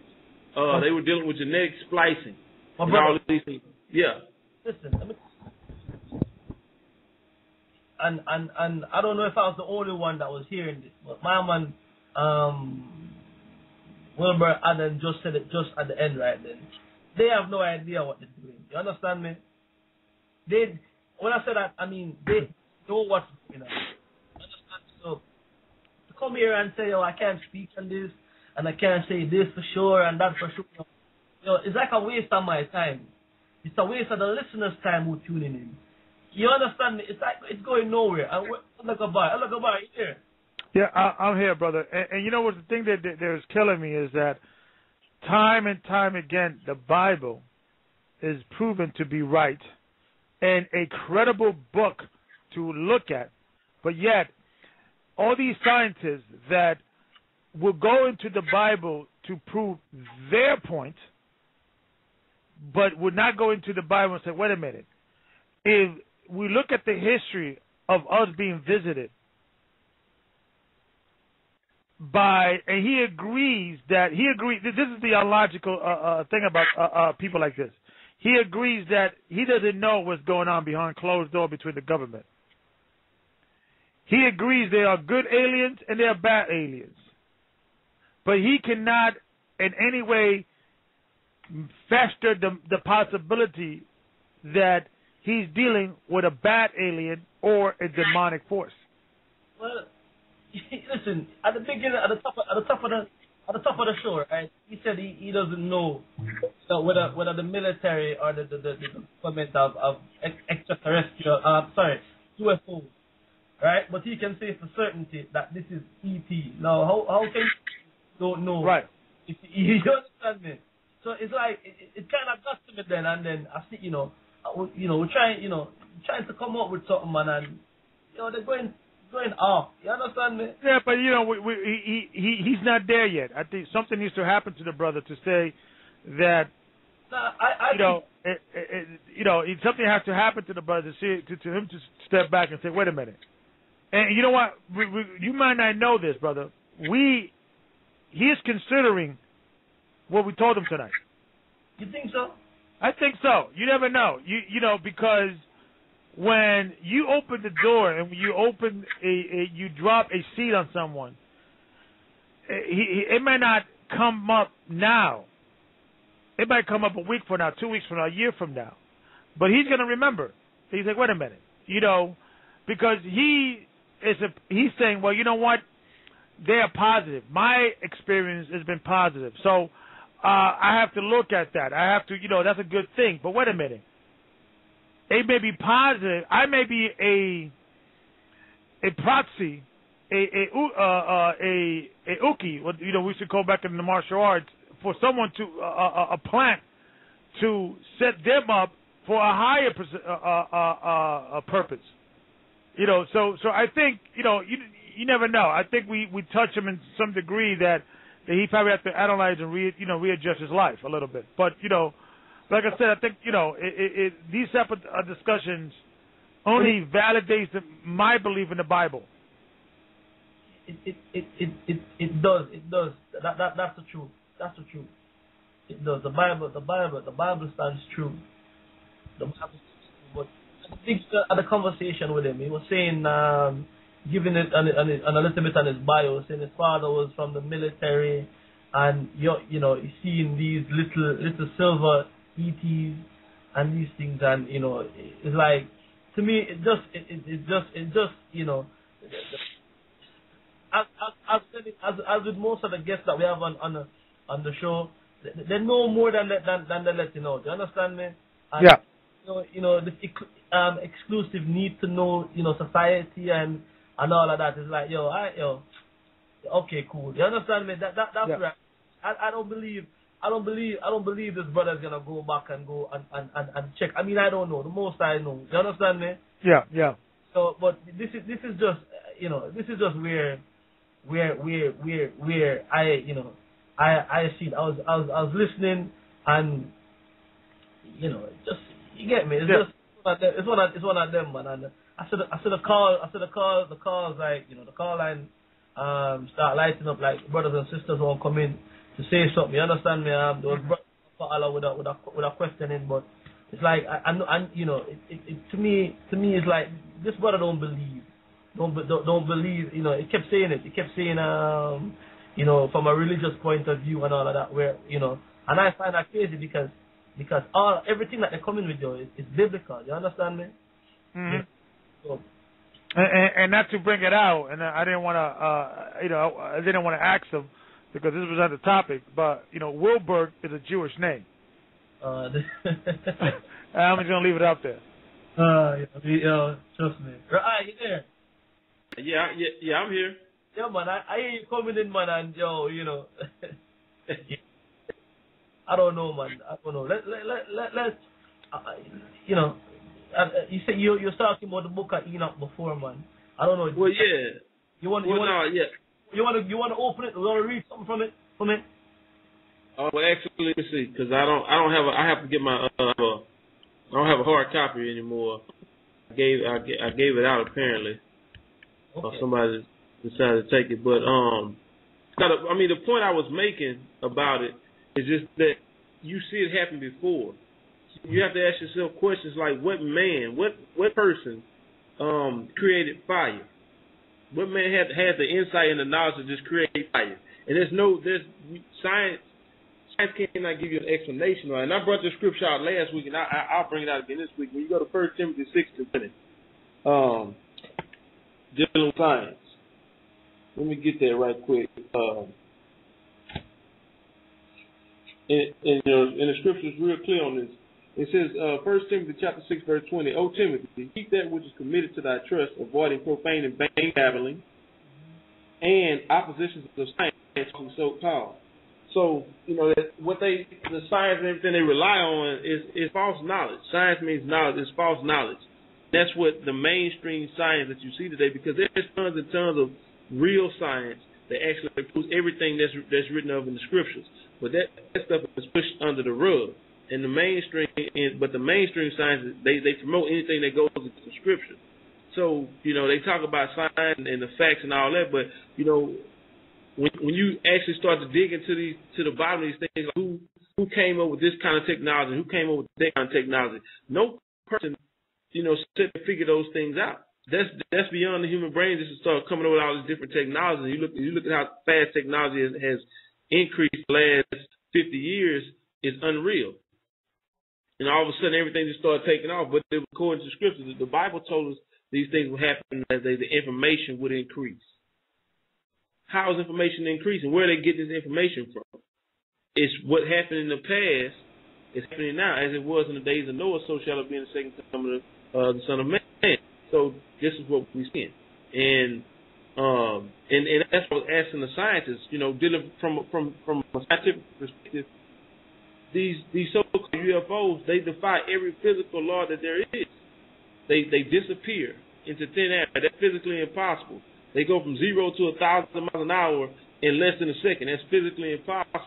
They can go 1,000, 2,000 miles an hour and make a right turn. That's physically impossible. So they defy physics in every aspect. So from a scientific perspective, you have to prove that this is something that's not physical. And that's why I was trying to get him, but you know, he was real quick to cut me off and start, you know, kind of, and I saw what he was doing, but just trying to stay on course with my point. I kept on trying to get him back to the point, but he was real quick with the tongue, and that's a spirit as well.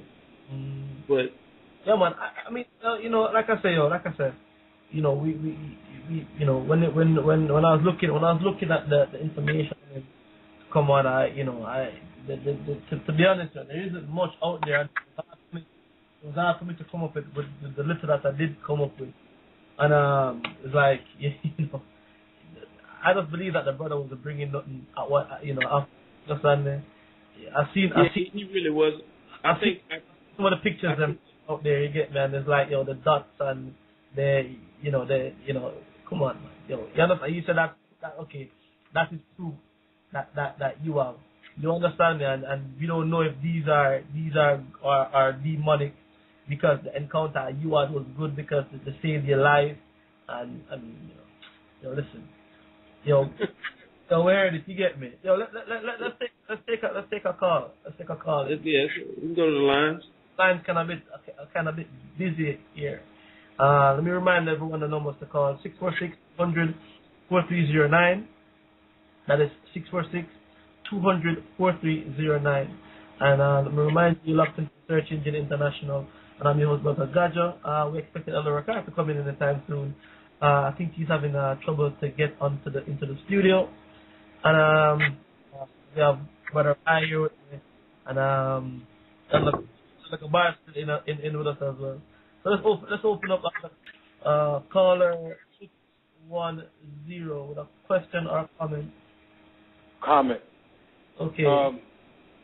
Hello, elders. It's everyone. Hello. Hey, brother, what's your name? What's your first name? Where you calling from, brother? First name is Demetrius, calling from New Jersey. New Jersey. All right. Shalom. Yeah. Shalom. Wilbur Allen, he made a comment about not having any proof that Einstein or anyone for that matter could conjure up aliens or demons, but he himself said earlier in the broadcast that he was followed like over 100 miles back to his hotel, and every time he said, "Show yourself," these aliens, demons, whatever you call it, he wants to call them, they showed up. That in itself is conjuring up demons. Right. Yeah, he did say that to us. That's interesting, man. I never remember that one when he said, "Reveal." Show yourself. Show yourself. Yeah. Right? You're right. Yeah. At the beginning. that's a good one, Dimitri. All right. Thank you. All right, man. Cool. Bye. Yeah, that's a valid point, though. Yeah, that's a valid point. Then, and I guess my question, because like I said, I missed the first part of the interview, so my question to that was, where was the proof that really happened? Because he don't take people's testimony, but then he in turn expects us to take his testimony.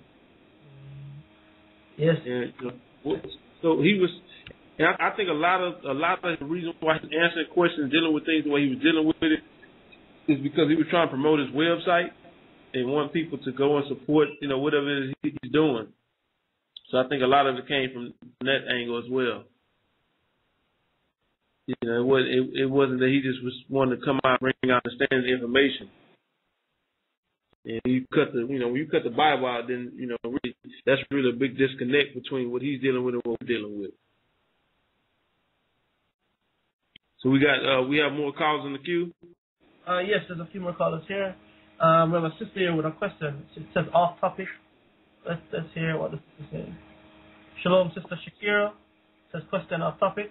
Hi, how are you? Hi, how you doing? Can you hear me? Yes.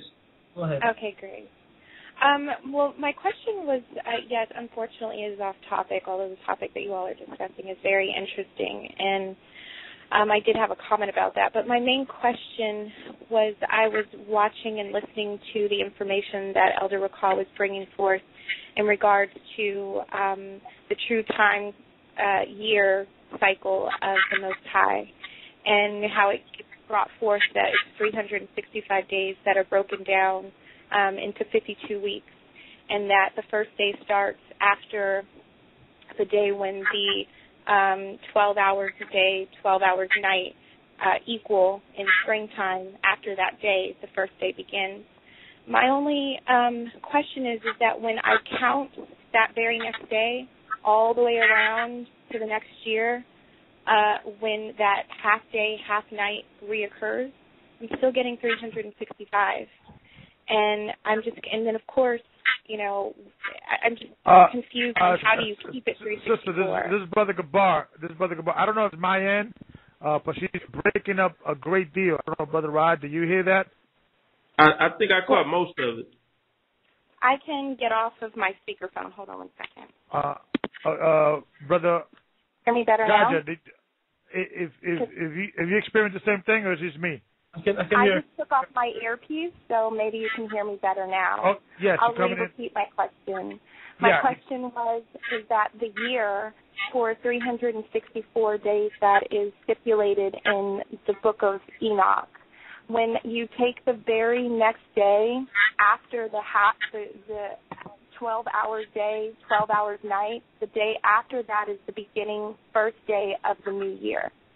when you take that first day and you count all the way around till the next year time frame when there's half light and half dark, I still get 365 days. So I was inquiring to find out. I was hoping that Elder Wakar would be on the phone too, or if you all understood why is it that the math is not equaling out every single year, that the half day, half night, and when it comes and rotates again the next year, it's not 364 days, 365. Okay. Because when you look at the calendar, there's a couple of things that you have to take into consideration as far as when you count days. Because when you go from the last day and then it rotates into the new day, there's one.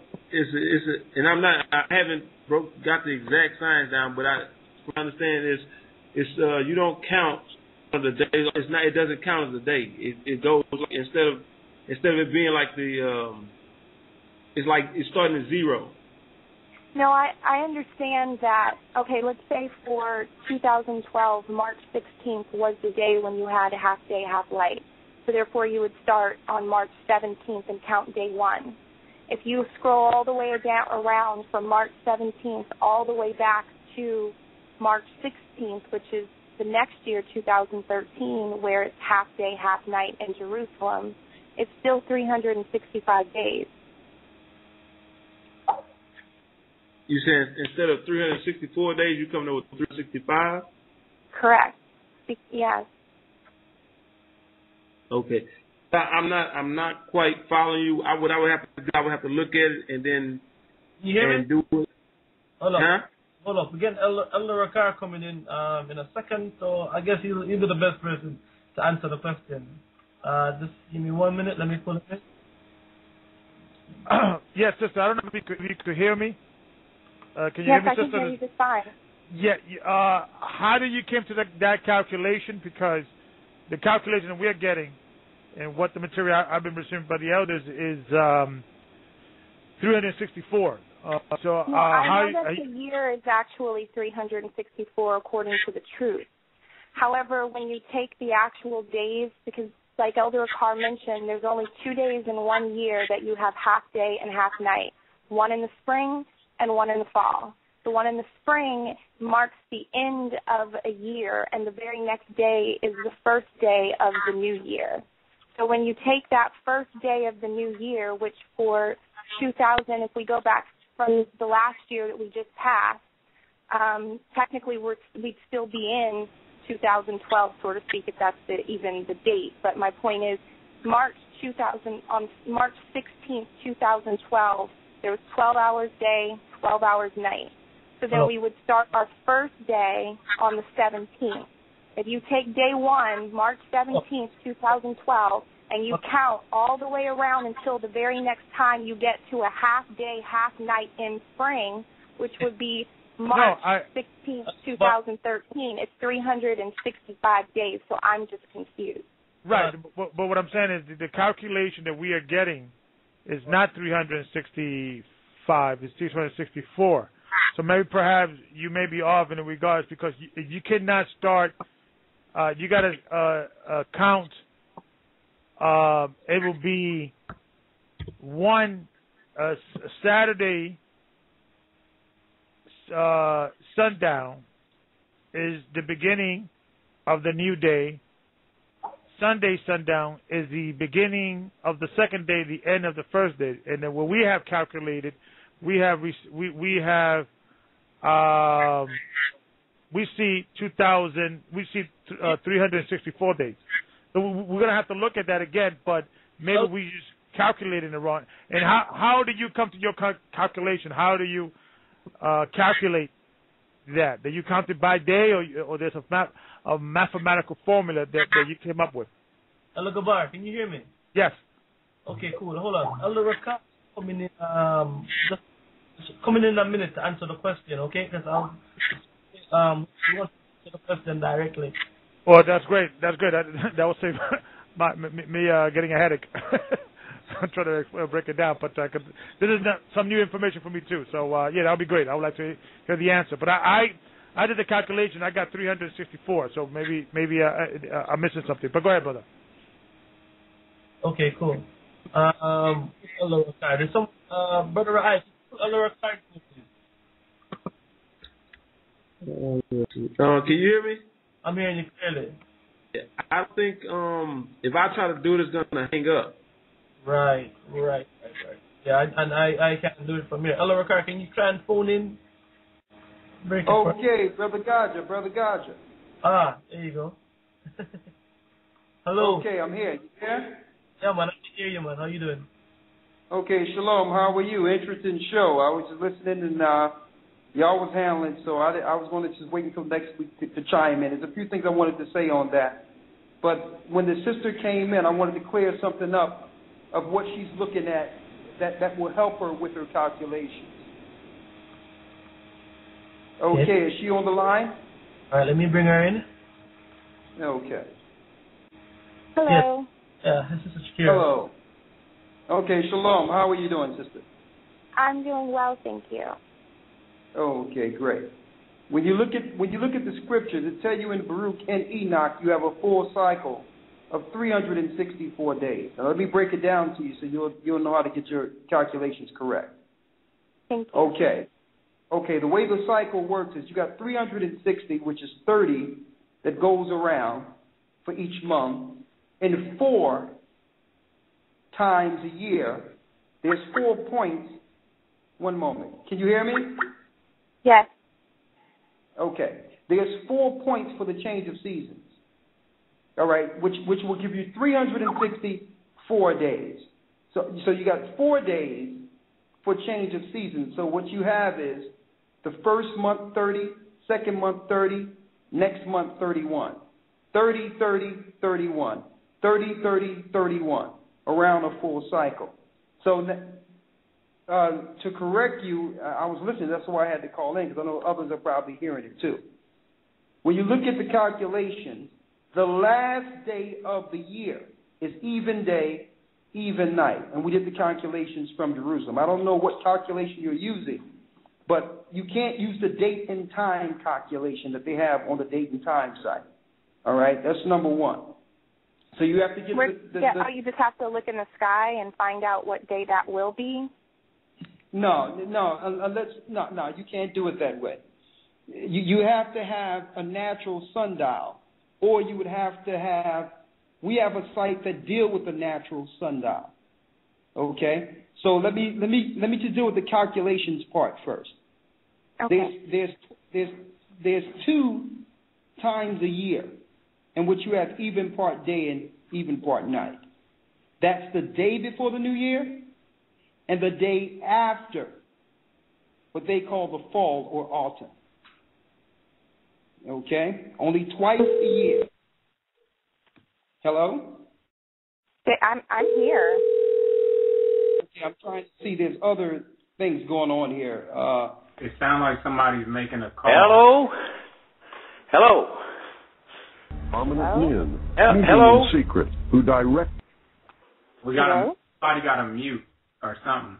Very good. Azariah? Okay. Hello? Okay, who's this? No, that was the Azariah trying to make a call behind scenes. Azariah, can you go over there? What's going on here? Never mind, that's okay. Some it just happened by the caller came over into the live show. Never mind. Go ahead, Elder Ricardo. Continue. Okay, everything is okay. All right. Okay, there's 2 times a year, the day before the new year and the day before the fall, or the day, yeah. The day after the fall. Okay. Okay? Now, the way it works is when the equal day and equal night is not the first day. It's the last day of the year. Right, I understand that. And the next day. Exactly. So there's no way it can be, it's impossible for it to be 365 days if you have 30 days for each month, and for the change of seasons point, you have only 4 of them. for change of seasons. Okay, may I ask a question? Are you going on the calendar and counting the calendar, or are you just using the 30-day, 29, 30-day? No. I'm going straight with what the Most High broke down in Enoch and the second Baruch. You don't No, I don't mean that. I'm talking about, so you're not using the September, October, and November calendar at all? You cannot use this calendar to calculate the calendar you're looking at that we use yearly. You can't look at that at all to calculate the 364-day cycle. Okay, great. Okay. So you can't what look you're at that at all. Going with the mathematics of how many days are in a month, and then how many throughout the 4 quarters of the season.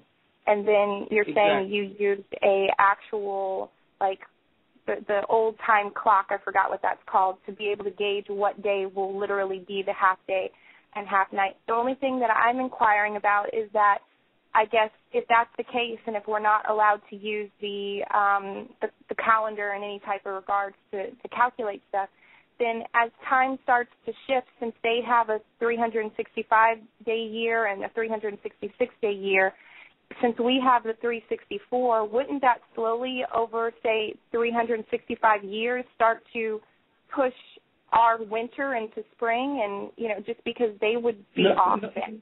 Listen. No, it wouldn't, because the majority of things they tell you about this shifting is incorrect, and we have the history on that also. Okay. And that's why the scriptures make it clear of what the Gentiles would try. So the only thing you would need to do is deal with the cycle according to the Most High, regardless of how they try to throw people off. There's no way you can get thrown off at all. Okay. Even since the beginning of time, it would be impossible for you to be thrown off. Which scripture is it that tells us what days, what number are in the months that count up all 12 months, and what days have 30 and what days have 29 or 31? Okay, let me get it for you. One moment. It's One moment. I'll grab it and I'll read it so that she can see it. In a nutshell, you read from Enoch the 74th chapter through the 78th chapter. All right. Okay. It tells you in the 74th chapter when you read it. When you go all the way down, it starts with when Uriel is showing the course of the year. It'll tell you on the last day it's even day and even night. That's the last day of the year. When you do the calculations all the way down, it starts from the beginning, but when you do the calculations all the way down, you go down to that last day, and it says equal part night, equal part day. That's the last day of the year.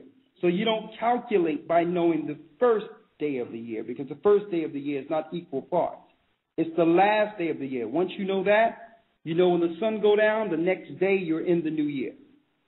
Okay, I have that clear. I just have one last question. Does that now shift our Sabbaths, because their calendar is obviously different than our calendar, so each year would we be on a different Sabbath? No, it will never change. So it'll always be Friday sundown to Saturday sundown. It will be. You have to realize, sister, because we're in a 7 cycle from the Most High, it could never change. You can't change 7 52 times. It's going to always be 364 year to year. So that wouldn't change the day, like the Saturday or Sunday. Because if they have a leap year one day, our Saturday would be a different day. Sister, you have to be able to hear what we're saying to understand. You're thinking forward without even getting the base understanding. The base understanding is it doesn't care what Satan did. It doesn't care what the nations did. They can leap up and down, backward, forward.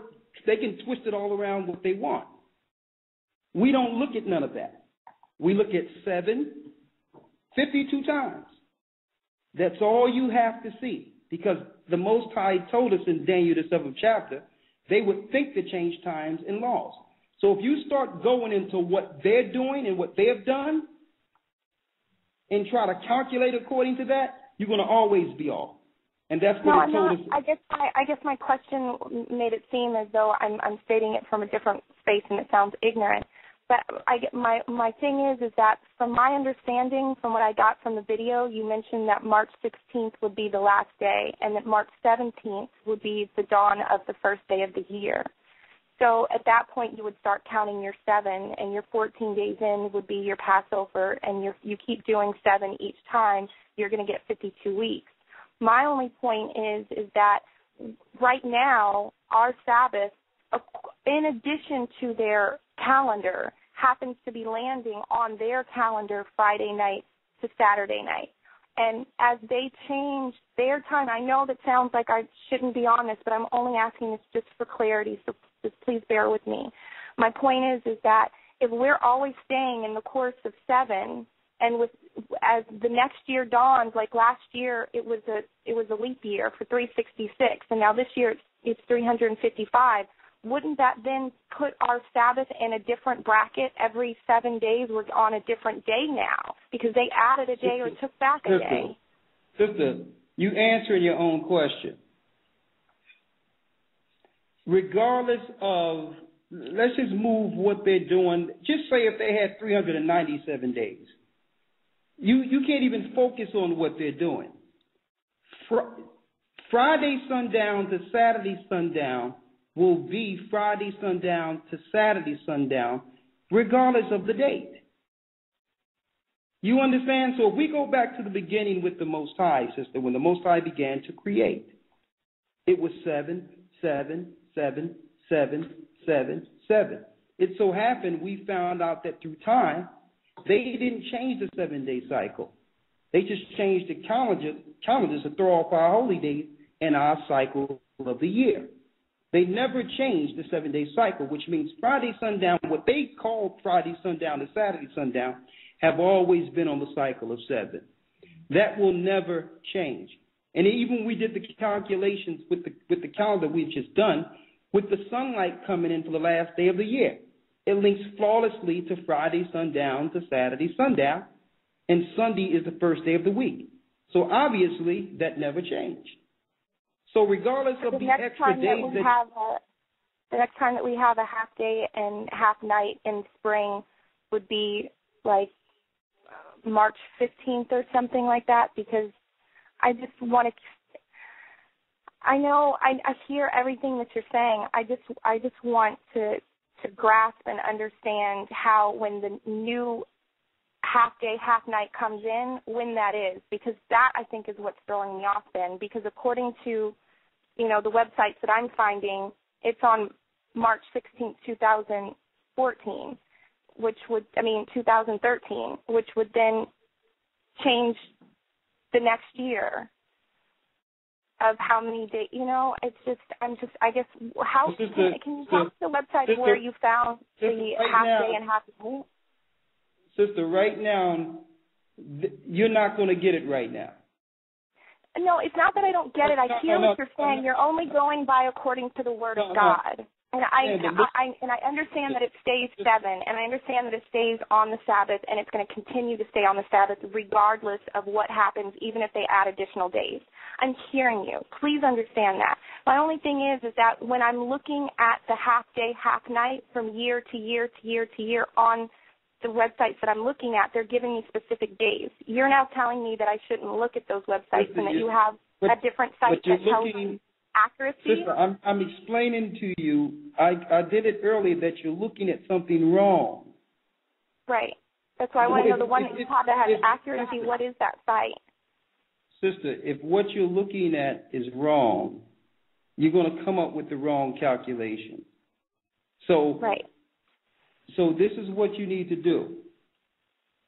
Just hold off. We're going to put everything on the site where not only you, everyone else can get the right calculation based on our research. We've been through everything you've been through, and we've actually went through the frustration at first that you've gone through. So we know what you're looking at. You'll only frustrate yourself even further because it's the error is, the margin for error is so it's minute. I mean, if you go off a little bit, you're done. So I would rather for you to wait until we put it up so you can see the same thing we're seeing, and you'll have a sigh of relief. You understand? You'll never get it with what you're looking at. I know what you're looking at. Okay? So just understand that we've done the research on it, and we're going to roll it out for the brothers and sisters all the right time. All so they can see at the same time. Now, what I am excited about and encouraged with is the fact that you're into it and understanding it to this degree. That's a blessing. But if you look at the wrong thing, your Sabbaths are going to be off. Everything is going to be off, just like Baruch, just like it told us in the Book of Jubilees. Excuse me. So we're gonna roll it out for everyone so that we can do the holy days right going forward. Okay. And you're going to have the site. You're going to have the site. The Nastra astrological site where most people deal with is totally off, and they did it on purpose. They threw the way they threw they have everyone go through what you would call the equinox, and they've thrown the equinox off to where if you follow it correctly, your Sabbath will fall on a Tuesday, and they did that on purpose. Okay, so these are the things they did, and there's history to prove what they did and why they did it. So what we're doing is we have a new site that we're launching. So we want to put it all on the new site all at once with everything well before the time of the next holy day. So you'll have everything you will need, sister. Just stick with us. Thank you so much. I appreciate your patience.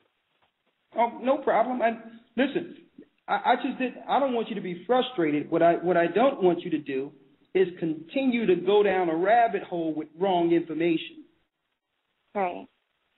You understand? I just want to share information with other people, and I don't want to be ignorant in my response to them. And there was I got the mathematics of the moon coming up shy, and how she's 29 days, 6 months out of the year, and 30 days, 3 months out of the year, and it's 354, and all that stuff, and dividing 7 into 364, coming up with 52, and 5 plus 2. I grasped that, but then when it came down to literally each time that half day and half night came into play, I wasn't being able to hit the mark with 364. So I'm not supposed to be paying attention to that calendar in any regard, and that you'll download me with whatever information that kind of brings it to clarity. Exactly. So I appreciate that.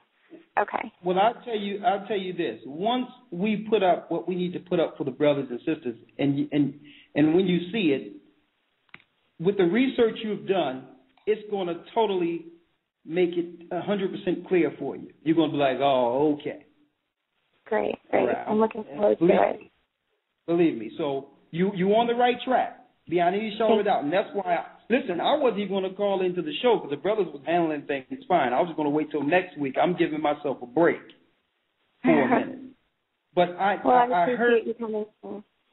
Yeah, I heard where you were coming from, and I didn't want no confusion to go out from this particular phone call, where others will start looking into things, and next thing you know, we got a lot of different things before we get an opportunity to launch it for everyone else. Great. Okay? Well, thank you so much for coming in and bringing clarity and making it lucid. I appreciate it. You're welcome, but you can rest assured that the Sabbath is what they call so-called Friday and so-called Friday to so-called Saturday. It's flawless.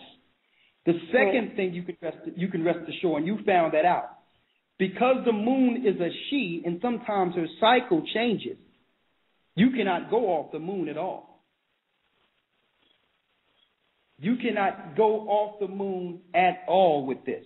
And that's what it tells us in the book of Jubilees. If you go off the moon, you're going to fall way off when it comes to that. You can't even look at the moon concerning the yearly cycle at all. Nice. Okay? Thank you. So, you're welcome, sister. So that will be up there soon for you, okay? Okay. You have a good one. Shalom. All right, shalom. Thank you. You're welcome. Okay, Brother Gaji, you got it, right? Yeah, man. Hey, hold up. Just on the topic, right? And what the sister was saying. just correct me if I'm a bit off, right? But before we used to look at the lunar calendar, correct? You are correct. Now watch this now. As according to the law, we're only supposed to observe 4 new months, or what we said, new moons, out of the year. That is correct. All right. That is correct. So the lunar calendar, as we was following it, had 30 days per month. So when you multiply the 12 months in the year by 12, you get 360. But what 360. What we weren't doing now is having the day interjected for each time the cycle changed, like the season changed, that we observe. Exactly. So it should have add what the should have. No, with the moon, if you do a cycle with the moon, you're dealing with with the moon 354 days in a moon cycle, complete through a year. But I understand what you're saying. Yeah, even if you did the 360, which is the lunar month for 12 months, you would still be 4 days off because of the changing of seasons. I was just trying to like oversimplify to say, well, all you need to do for each time the season changes is add 1 day for each time. That's it. And that's it, and you fall 364 spot on, and every year it should fall on the same because it's a perfect 7. Absolutely. And another thing we found out, and that's why the Bible says our new moons to do away with them, because we started doing it wrong. The word moon is synonymous to what you would call month. Right. The word moon itself is a different moon. The moon outside is called Yurok. Right. It's a different word for new moon, which is month or change of season. So the real holy day is the change of season. It have nothing to do with looking at the moon. Right. Once you got 12 hours part day and part night, the next day is what you would call the new month. That's the new moon according to the Bible. It have nothing to do with you looking outside for a sliver moon or any other type of moon. The top of the month for the spring. Top of the month for the summer. Top of the month for autumn. Top of the month for winter. One of the reasons why I kind of understood it when you did the lesson quite easy was because I had a similar problem with it, dealing with the lunar month, knowing that the night's governed by the moon and the day is governed by the sun. So in explaining it, I came up with some problems doing that. So when you set it straight on the video, saying that we were missing the days when the season changed, then everything made kind of sense to me. Then you understand me? So I got that, but I know that exactly. I know that you're not finished with the lesson, bringing the lesson out. So I leave it until it's all done, and then we can sit and we can talk about it. Exactly. And see, a lot of this information they've had for the ages, and they purposely have blocked us from the information to keep us off the correct cycle, so that they can filter down false history and information to us and continue to deceive us by the Jewish calendar. The Jewish people and the Babylonians follow the moon like werewolves. Okay? This is what they deal with. It's straight Satanism on a high level. They're worshiping luminaries. All right? So when we roll out the lesson, it's not just going to be the information on the site and the lesson. We're going to also go into what they have done and the demons that they've worshipped and the deities they've worshipped through the moon. We're not supposed to deal with the moon. And listen, I'm saying this after years of believing it because this is what our teachers taught us back then. But you can't blame our teachers because at one time they were just finding out they were Jews, and the only sources they could draw from were the Jewish people at that time. All right? But now, as we come closer, it's just like the Most High revealed His name, He's going to bring forth more information as we get closer to the wilderness, because as we get closer, we must be more on point concerning His holy days. Okay? Yeah, man. All right, man. Thanks. All right. It's been a while since I've run a show on my own, sitting at the control. So it's kind of, kind of taking a bit of getting back used to, man. But we'll link up next week, yeah. Well, I'm going to be in next week without any shadow of a doubt, ready to go. All right, man, no problem. Ready to go. Got brother Azariah here with me, and brother Rai as well, as the backup in the show. And I'm just being reminded that we got less than 10 minutes to go for the overtime. And my next guest is also in the studio with us. We started off on the topic of UFO earlier. We had you're listening, Wilbur Allen on the show there, and I know you heard that. We have another UFO orthodox UFOologist on now going into the next segment. It never panned out the way I wanted it to go at the beginning, but usually it doesn't. So we're gonna go with it. We're gonna deal with it. Well, that's fine, but the bottom line, real quick, and I'm going to say this before I hang up, real quick, because I got to go, and I'm going to listen in while y'all dealing with it. But the last part I want to deal with it is that, these people that are controlling information, that are on these sites and bringing forth all this religious information, this is what I call controlled confusion with all these different people that have the same religion that comes with all these different ideologies and never gets to the matters pertaining to truth. So you get all these Jewish people that come with all these philosophies, but really when they go into synagogues, they all believe the same thing and understand the same thing. But they deal with what we call misinformation to the public. There is no such thing as good angels coming down and going into your bedroom and coming linking up with you and hanging out with you and coming down talking about we want to give technology. You don't read this nowhere in Scripture, okay? These are demons. And see, sitting there playing with these people, claiming that maybe they're trying to tell us something. Maybe there's some lost information. Maybe they're trying to help humanity. Let me tell you, listen, you are the synagogue of Satan, okay? Don't try to give some smooth campaign for demons so that we can accept your ideology of operating with fallen angels. And see, that's what they're doing. They're trying to ease this in so that people can get acclimated into dealing with demons. There is no good angels operating with government and coming down, hanging out with people, telling them Einstein was a demon, and there was a demon that was showing him information was a demon. And see, we be playing with these guys. They come on talking about aliens and all this mess and other things, when really they're playing with fallen demonic powers. Okay, and that's what it comes down to. They try to make it seem they come with the spirit of ambiguity and distortion, and it's really to confuse the masses so that you don't really know that they're all working together in one accord under Satan to deceive the world. All of them. Every last one of them. You got one Jewish guy come on, he's a Messianic Jew. Another Jewish guy come on talking about he just seen some aliens. Another guy come on. They all come from different angles, but when they go to the synagogue, they're worshiping the same. So there's a conversation going on amongst them that we're not privy to.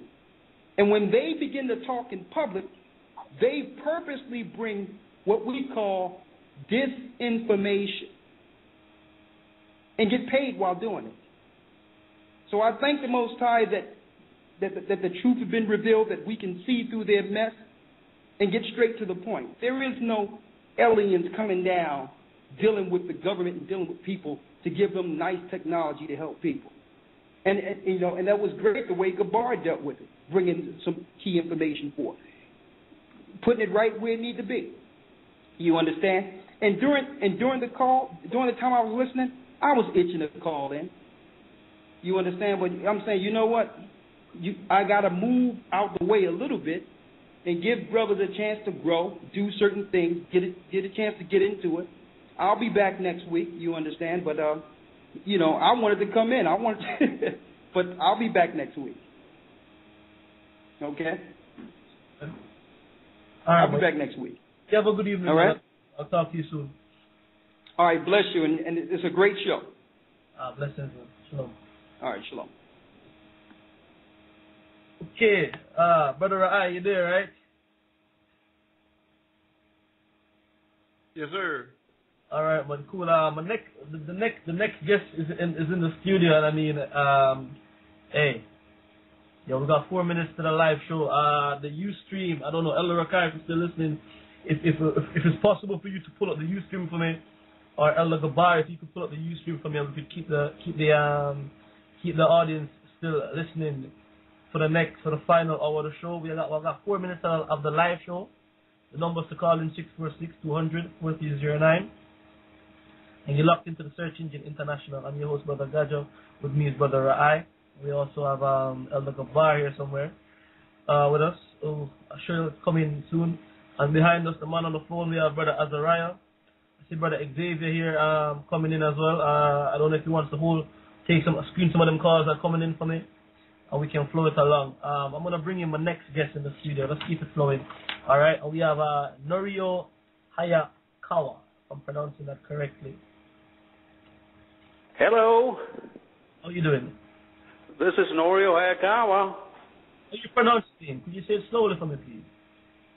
Hayakawa, just as it's spelled. What's the origin of that name? I'm having a little difficulty hearing what you're saying. What is the origin of your name?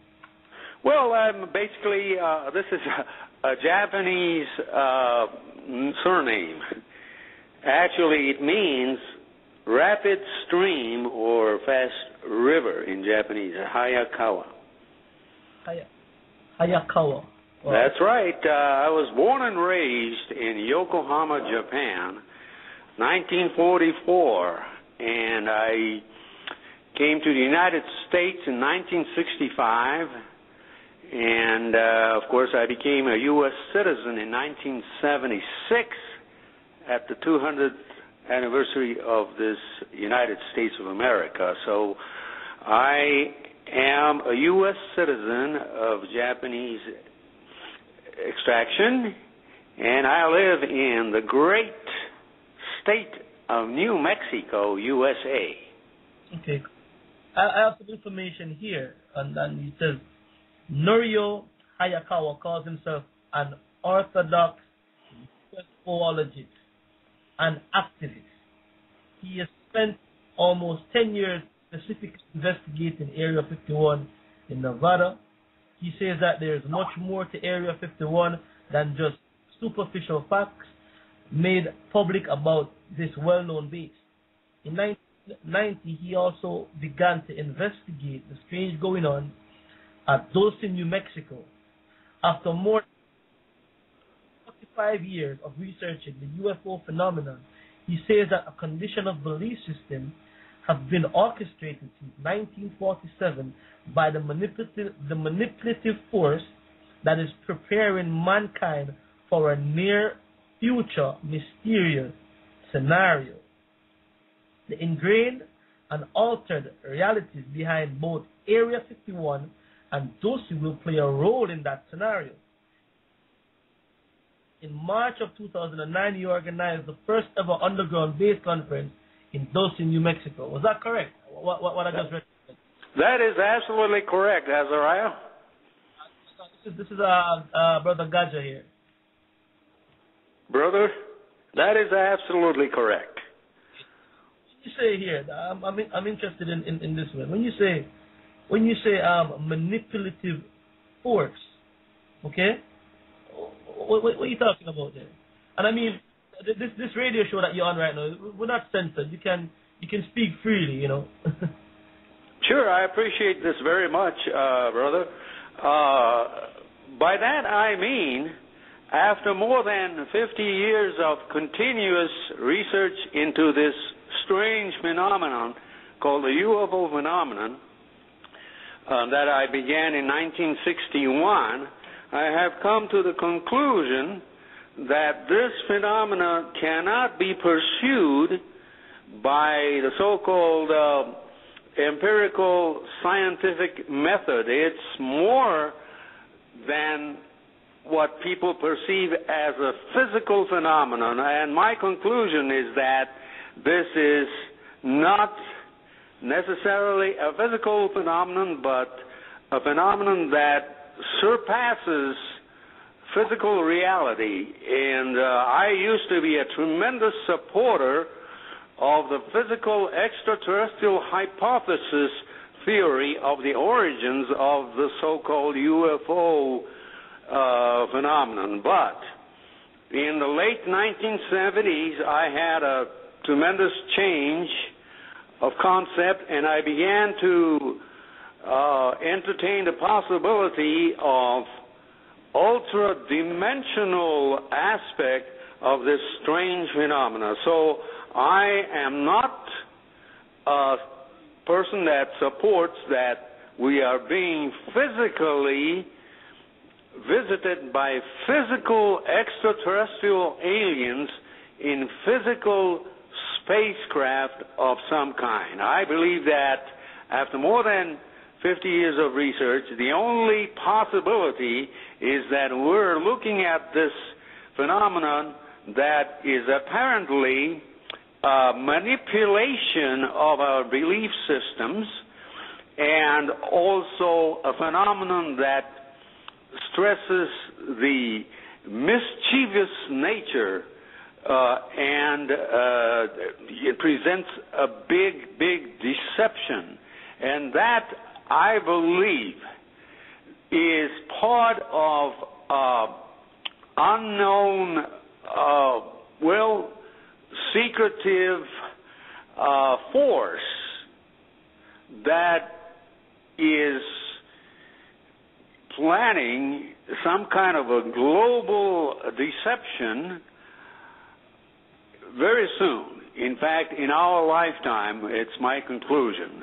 I have no doubt that it all began in the year 1947 when a mysterious phenomenon happened in New Mexico, namely the Roswell incident, which spurred the secretive government to conceal the true nature of this strange contact that started in 1947. We're talking about the post-World War scenario. In 1947, because of this, I am convinced that the Central Intelligence Agency, which coincidentally started in 1947, as well as the Department of the Air Force, which also started in 1947, as well as the Department, the NSA, National Security Agency. These all started in 1947, which I believe is the year that began this conditioning system of a segment of the population, not the entire population, but a segment of the population which will be possibly used as a manipulative device to bring about a false sense of extraterrestrial physical visitation. So I just want to just bring this thought to you. I am a very, basically, I'm a healthy skeptic when it comes to UFOs and aliens and conspiracy.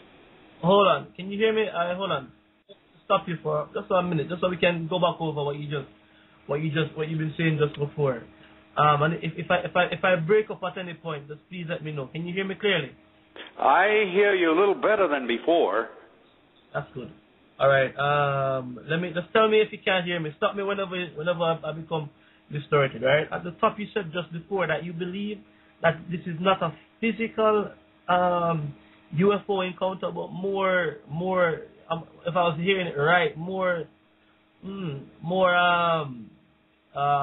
When you said dimensional, interdimensional type of contact, because I don't know how much Azariah told you, but we are a Bible-based group here. Exactly, and to believe that this whole enigmatic UFO phenomenon is demonic in origin is more believable than in believing that we are being visited by advanced extraterrestrial civilizations in physical spacecraft. This is more believable. Therefore, I'm very, very open to the possibility that we're looking at some kind of a demonic phenomenon that tries to deceive us. And that is my main point. As I said, I'm very skeptical about the physical alien visitation. I am more inclined towards believing that this is some kind of a mischievous, destructive, element that we cannot see. Namely, that it's nothing else than possibly some kind of a demonic, negative, deceitful phenomenon. That is my point of view, but I hate to say this in regular radio programs because people of society at large look down upon you when you start saying that the UFO phenomena is basically a demonic phenomenon in origin. Well, we know that mainstream media right now has distorted truth. So feel free to talk right now. I think you should have been the first guest on the show to coming on to discuss this, because we know without a shadow of a doubt, and we're talking from biblical knowledge and also historical research that what they call alien visitation is nothing more than demons masqueraded themselves around, giving man technology that man has no business dealing with, and it's been like this since the beginning. You understand? I understand perfectly, and I believe that this phenomenon has existed from time immemorial because it's obvious from various documents, historical documents throughout the world from ancient days, that people have experienced the sighting of these strange objects, and also experienced very, very strange personal, almost a psychic experience by observers. And so I am in total agreement with people like Dr. Jacques Vallée, who I consider to be one of the world's most authoritative researchers on this phenomenon. Dr. Jacques Vallée used to be a firm believer in the physical extraterrestrial hypothesis of UFO phenomenon, but in the late 70s, he came to a different conclusion, namely that we're looking at this phenomenon that is more diabolical rather than a visitation from advanced civilizations. And the same goes for another researcher whom I highly respect, the late John A. Keel. Both of these gentlemen have tremendously affected my UFO concept. And so I remain today as probably one of the very, very few mainstream researchers that bring this item, other than religious, authors.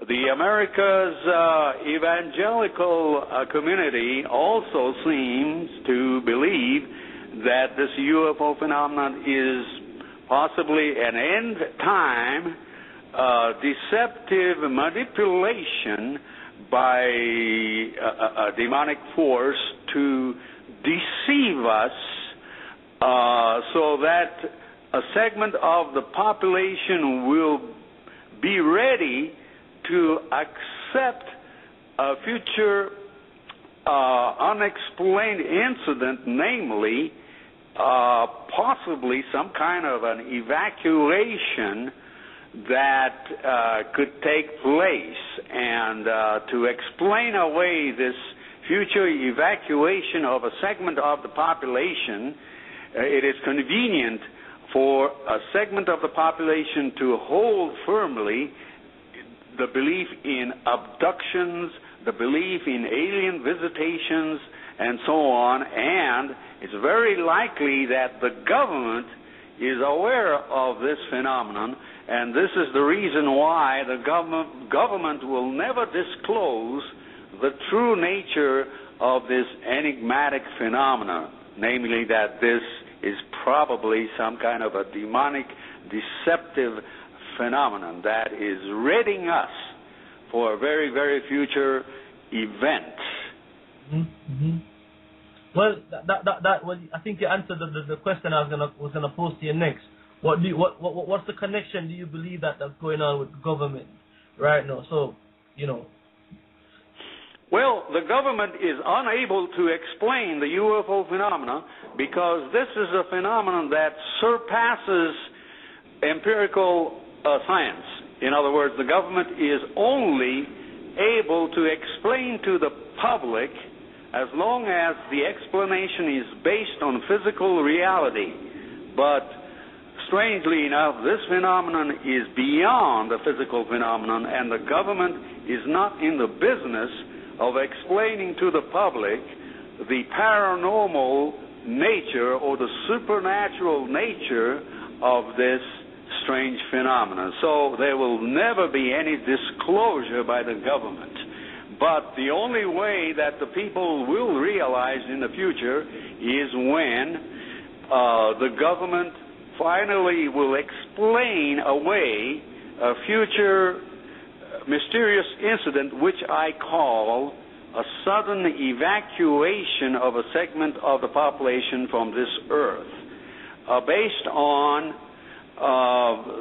many biblical concepts. And so even today, I will continue to investigate the allegations that the government is in collusion with these entities.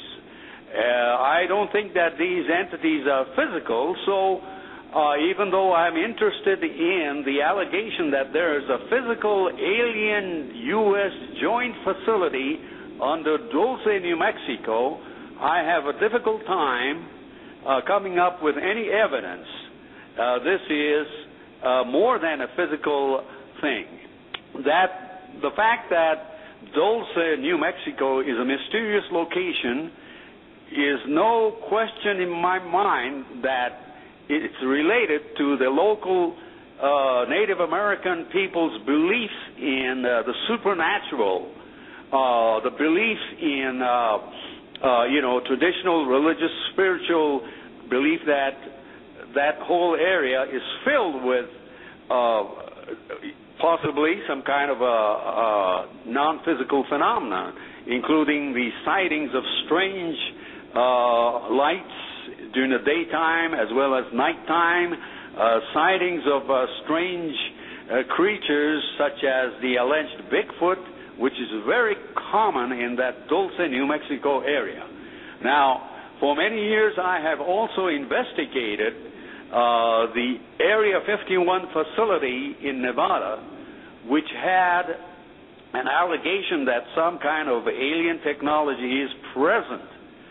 But after more than 10 years of research, in other words, going to that location, to the perimeters, and spending many, many years talking with people, talking with defense contractors and others, I came to the conclusion that Area 51 is not related at all to alien technology, but that is just a convenient, manipulation of belief. It's all part of the belief by the government, possibly, to create a belief in actual extraterrestrial physical interaction in such places as Area 51 and in such places as the alleged Dulce, New Mexico underground base. We're talking about more than the physical phenomena. We're talking about the belief system. The belief system is more important to me than the actual physical existence of such a place as the Dulce underground base. We're talking about how the government encouraged and continues to possibly encourage beliefs in alien visitations and UFOs, so that a segment of the population, possibly a growing segment of the population, will accept that we are being visited by physical aliens from advanced extraterrestrial civilizations. And let me explain to you this, that... Let me come in, hold on, because I think my mic not working. Hello, can you hear me? Yes. You know, I just told you that I highly doubt that we're being visited by advanced extraterrestrial civilization. Let's take, for example, the so-called abduction cases.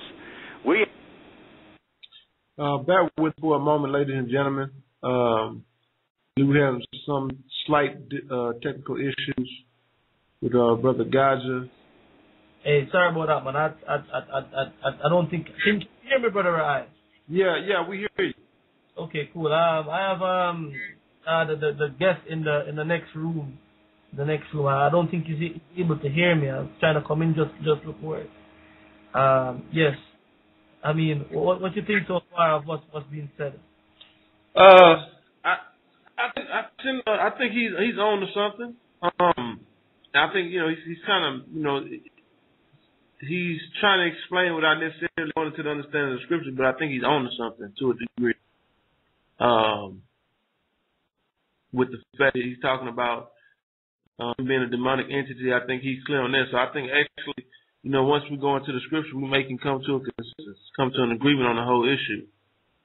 So, it was actually kind of what I was trying to get at the other guy, as far as it not being, the proof that these are not physical entities. They can't, because they defy all our physics. Yes. No, from what I was getting, it looks like it's easier for people to believe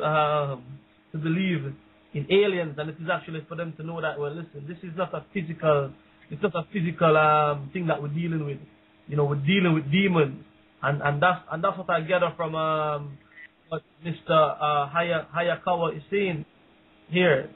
So I wanted to ask a question before to him about how does people in his field take to this sort of information when he brings it out, trying to say that, well, okay, this is something not physical. How do people in the UFO community, UFO research community, take to it?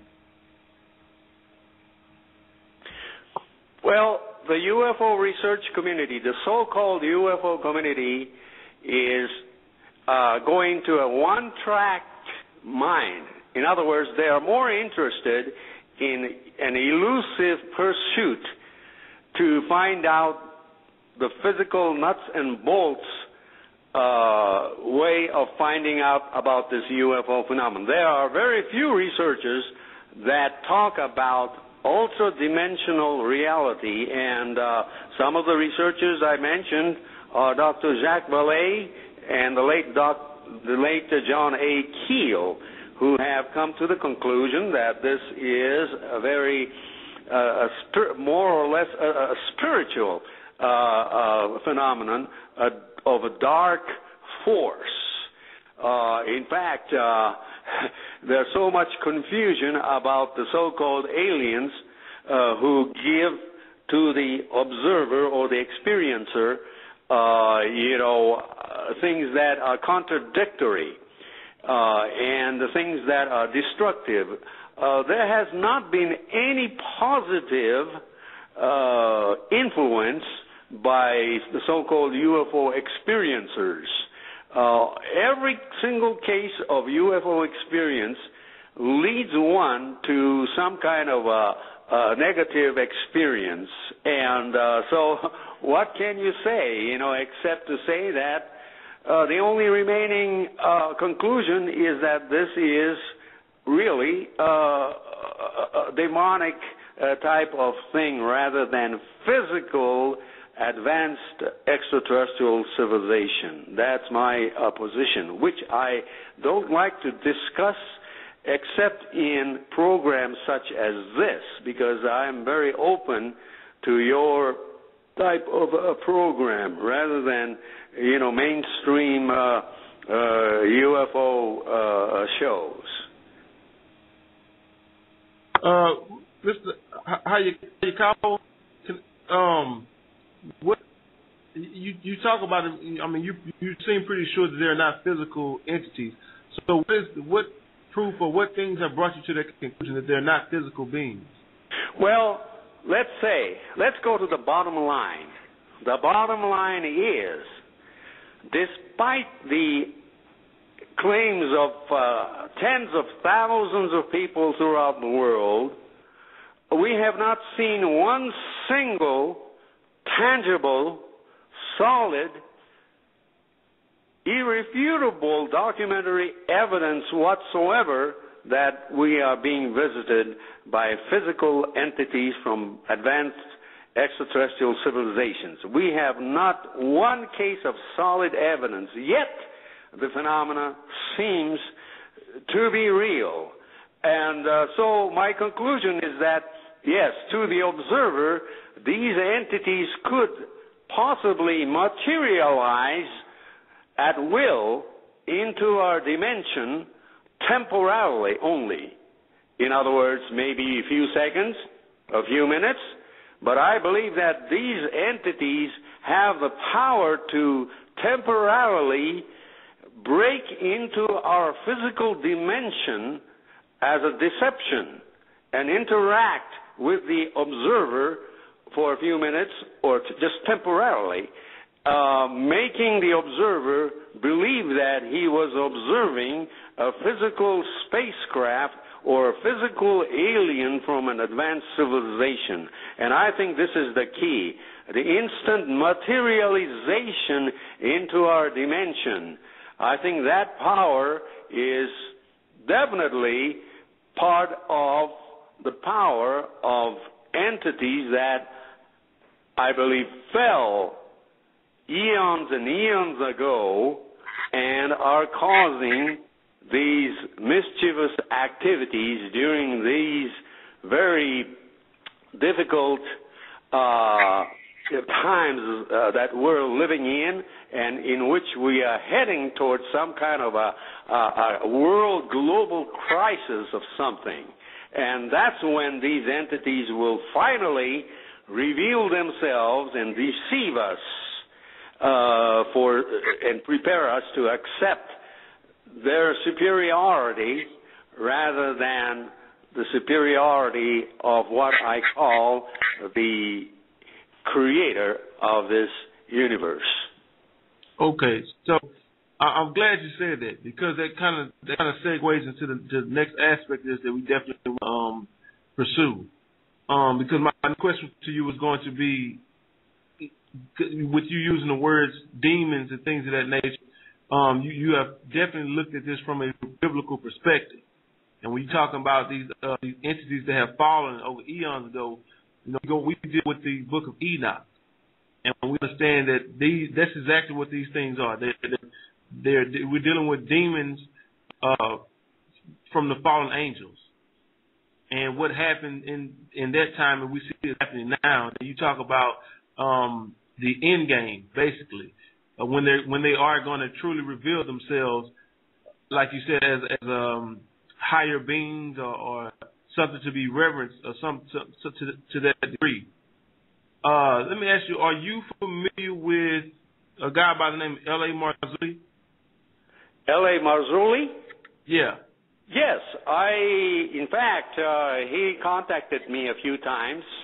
He wanted me to get on his show, but it never happened. But I am a definitive supporter of this type of belief that we're looking at, possibly a deceptive phenomenon that is not a physical alien visitation. And as I said to you before, people like Dr. Jacques Vallée and Alan J. Hynek.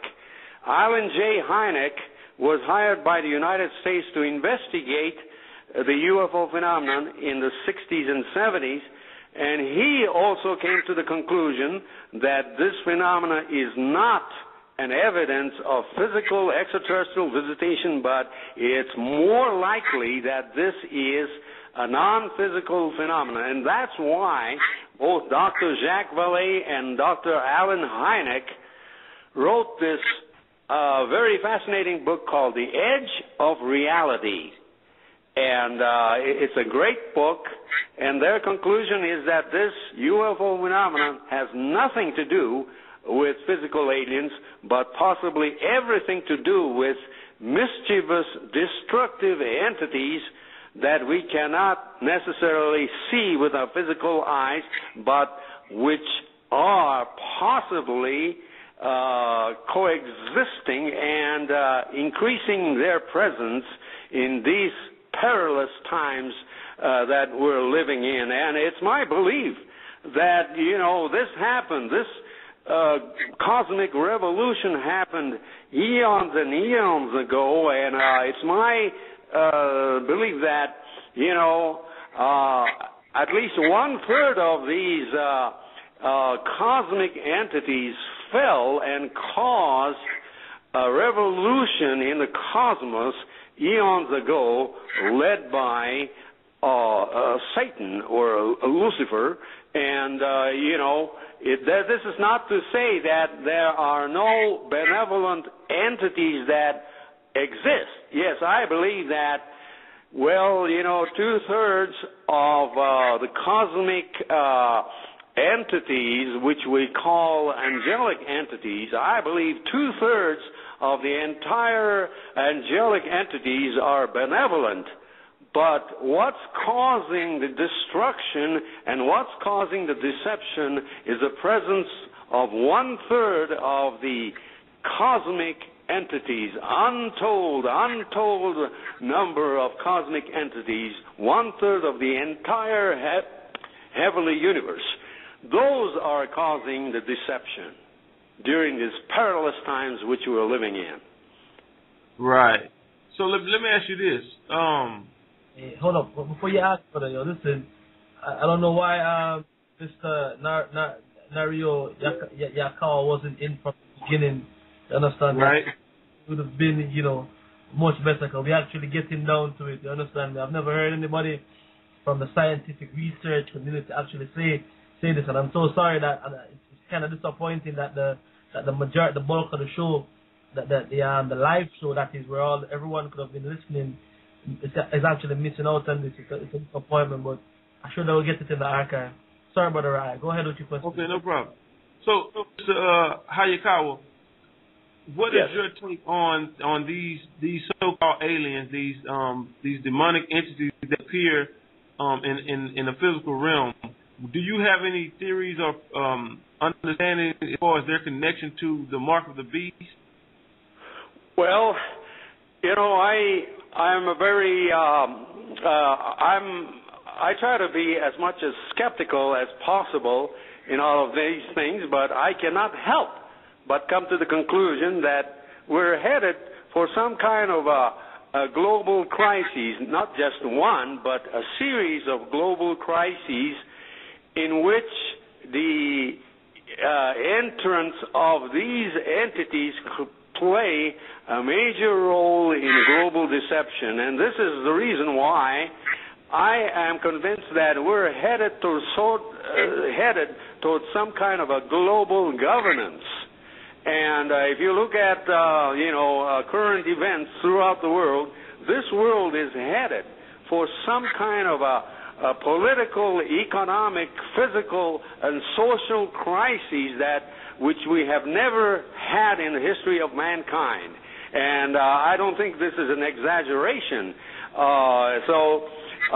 Some kind of a leadership will probably take hold in the very, very near future and create some kind of a forced global governance in order to bring some kind of order to this this organized world we're living in. It's rapidly coming to that conclusion, and the only thing that will bring about this entrance of these fallen entities and its leader will be a series of global crises, the kind which we have never seen before, but the kind that which will possibly affect us very soon.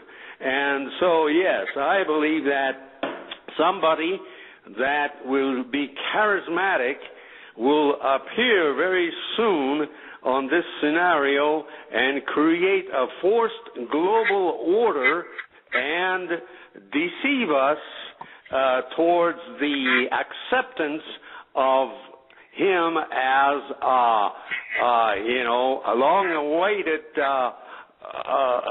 savior to bring about forced order to this world. And in order to do that, yes, I think a series of world crises is necessary, and also what will be helpful is the growing population's beliefs in UFOs and alien visitation. That will play a major role for deception. And, of course, the claims of abduction cases worldwide will definitely play a role in the people's perception of the confusing state of a crisis that we will face in the very, very near future. Okay, and we know that according to the scriptures that we are in the time of Jacob's trouble, and that we're going to see more and more, what they call cataclysmic events with, earthquakes in diverse places. We're talking about floods. We're talking about, fish, millions and millions of fish washing up on shores, millions and millions of land animals dying, birds dropping out of the sky. We're seeing these things happen every day. So these are the events that you're talking about. This, and I guess, in I'm trying to summarize what you're saying. So these events that we know that a lot of them are actual man-made events. They deal with the heart technology and ELF frequencies to cause these earthquakes. And exactly. So, the government definitely has a lot of new technologies that will possibly be utilized to bring about a global deception and in collusion with these entities, which possibly may have formed an alliance with what I call a secretive government, a global government that, has a working relationship with these negative entities. And I think this could be the biggest secret that most of us are not familiar with. Right. So with these things going on, we see the emergence of these so-called UFOs and these aliens and whatnot, and you understand them to be demons. Do you understand them to be the offspring of the Nephilim, or the spirits of the Nephilim? I think that there's a great possibility that what we understand as the Nephilim is basically the end time reappearance of these things. Maybe this is more spiritual rather than physical, but it's also possible that the Nephilim is physical, has a capability of physical manifestation to a lot of observers. So, this is why I call this a global deception by the so-called entities that have fallen and are attempting to create a last last effort to deceive mankind once again. And so we have to be very careful, and I think we need lots of discernment, because it is difficult to distinguish these days from what is reality and what could be a governmental holographic technology that is getting really us confused, because we have technologies such as that Area 51 in Nevada that is so unbelievable that it looks like it's technology from, another world. We have technologies that are so advanced as far as the cloaking technologies, electrochromatic technologies are being worked out at Area 51 in Nevada. A lot of technology such as the advanced form of unmanned, remotely controlled vehicles that look exactly like a flying saucer. So many things are there at Area 51. Of course, my main point about Area 51 is that it is part of our hard-earned tax dollars going into this kind of a program, a nefarious type of a program, which has already affected the environment. I think that the black budget programs in the United States may be good, but the drawback is the nuclear waste and toxic chemicals, waste materials, how to dispose these materials. And this is why my interest in Area 51 was from this viewpoint, that the government should come out clean about that Area 51 facility and stop all kinds of environmental destruction. The same goes with the alleged Dulce, New Mexico area. In 1967, the United States government exploded an atomic device 22 miles southwest of Dulce, New Mexico in 1967, and caused leakage of radiation in that area, affecting animals such as cattle and so on, and even affecting some humans. So this is the reason why the Dulce, New Mexico area has a high rate of cancer and a high rate of infertility among women there. So I am interested in these situations that involves the government's, indiscriminate usage of our tax dollars to conduct nefarious black project programs, nefarious biological warfare programs, and creating a cover story of alien presence in that area. Now, this is not to say that the government is well aware that these areas could be filled with the presence of negative extraterrestrial or demonic entities, rather, and working together as a part of a collaborative deception. And so that's my take on this whole thing. Okay. I want to explore this technology for a bit right quick. I want to run something by you and maybe get your feedback on this. With some of the technology that they have and their ability to use this technology to deceive the masses. Let's say that the government has the technology to make a hologram. But I'm use the sky as almost a screen and project an image in the sky. And then they also have the technology to project sound into your mind, not through your ears, but through your forehead. If that's the best way I can explain. They can project sound into your forehead, so you can see an image of Cesar Borgia, the image that they have as what they call Jesus Christ, this image. Or maybe you have to see an image of Mary, the Mother Mary they have in the Catholic Church, and you see this in the sky. And then there's a sound projected into your mind, and it's saying, "I'm your Savior," whatever.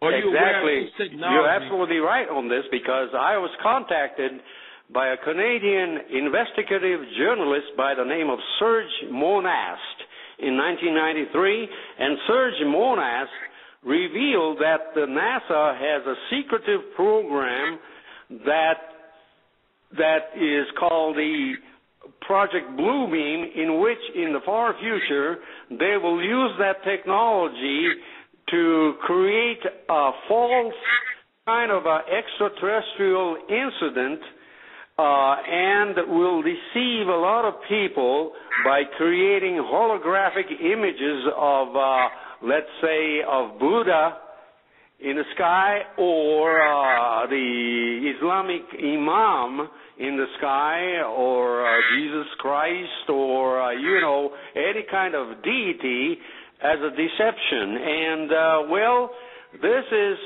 I think, very, very possible, because the technology is here, even in a smaller scale. The technology is here for the government to conduct such psychological warfare operations. In fact, in 1991, I believe, CNN did a small report of an incident in which the Iraqi soldiers, were shown some kind of a holographic image in the sky of an Islamic teacher or imam, and heard some kind of a voice. And this was part of a PSYOPs program, or psychological warfare program, that was allegedly experimented in the Iraqi war. And so, yes, holographic projection devices such as airborne holographic projectors are reality. And the technology has advanced so much that we don't have to use the background of a cloud or, a foggy atmosphere to project that image in the sky.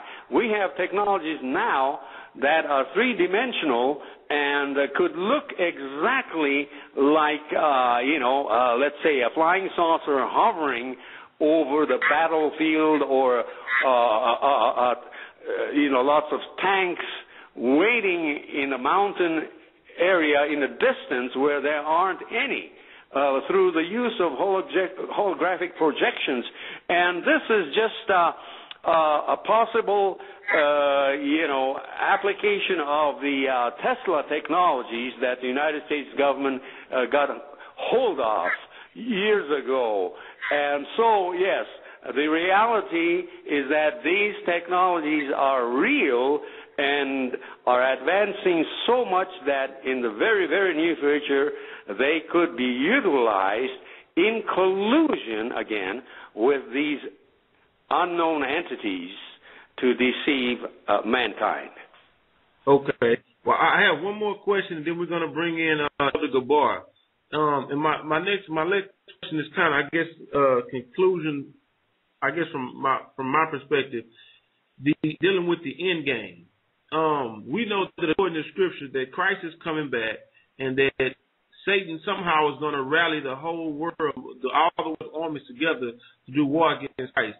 So, from your understanding, what role do these, quote, aliens, or these demonic entities, as they're portraying them as aliens, how does that come into deceiving mankind or the armies of the world to doing war against Christ when it comes back? Well, that's a good question. The people are clamoring for anything these days. We're living in such perilous times that any kind of a person that comes along and promises to solve the world's problems will be accepted as a savior. So the population of the world is going to be ready to accept an extraterrestrial assistance to create the world's, to solve the world's problems. And so these entities can well pose as physical, advanced alien entities with great technology so that they can solve all our problems on this earth. And this, I think, is the deception that's coming. So, I'm so glad to have this opportunity to say what I wanted to say, because to tell you the truth, I have appeared in many, many talk shows, but I have not been able to freely express my thoughts as I have been expressing these past few minutes with you.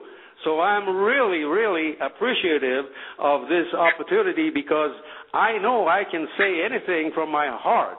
And I'm saying all these things from my heart because this is the only conclusion, only realistic solution to the so-called UFO phenomena from time immemorial, and that we are headed towards the final scenario that will bring us into a total global deception, but at the same time, which will bring us into eternal new world, the real new, true heavenly world that I am convinced that is going to be with us, that's going to,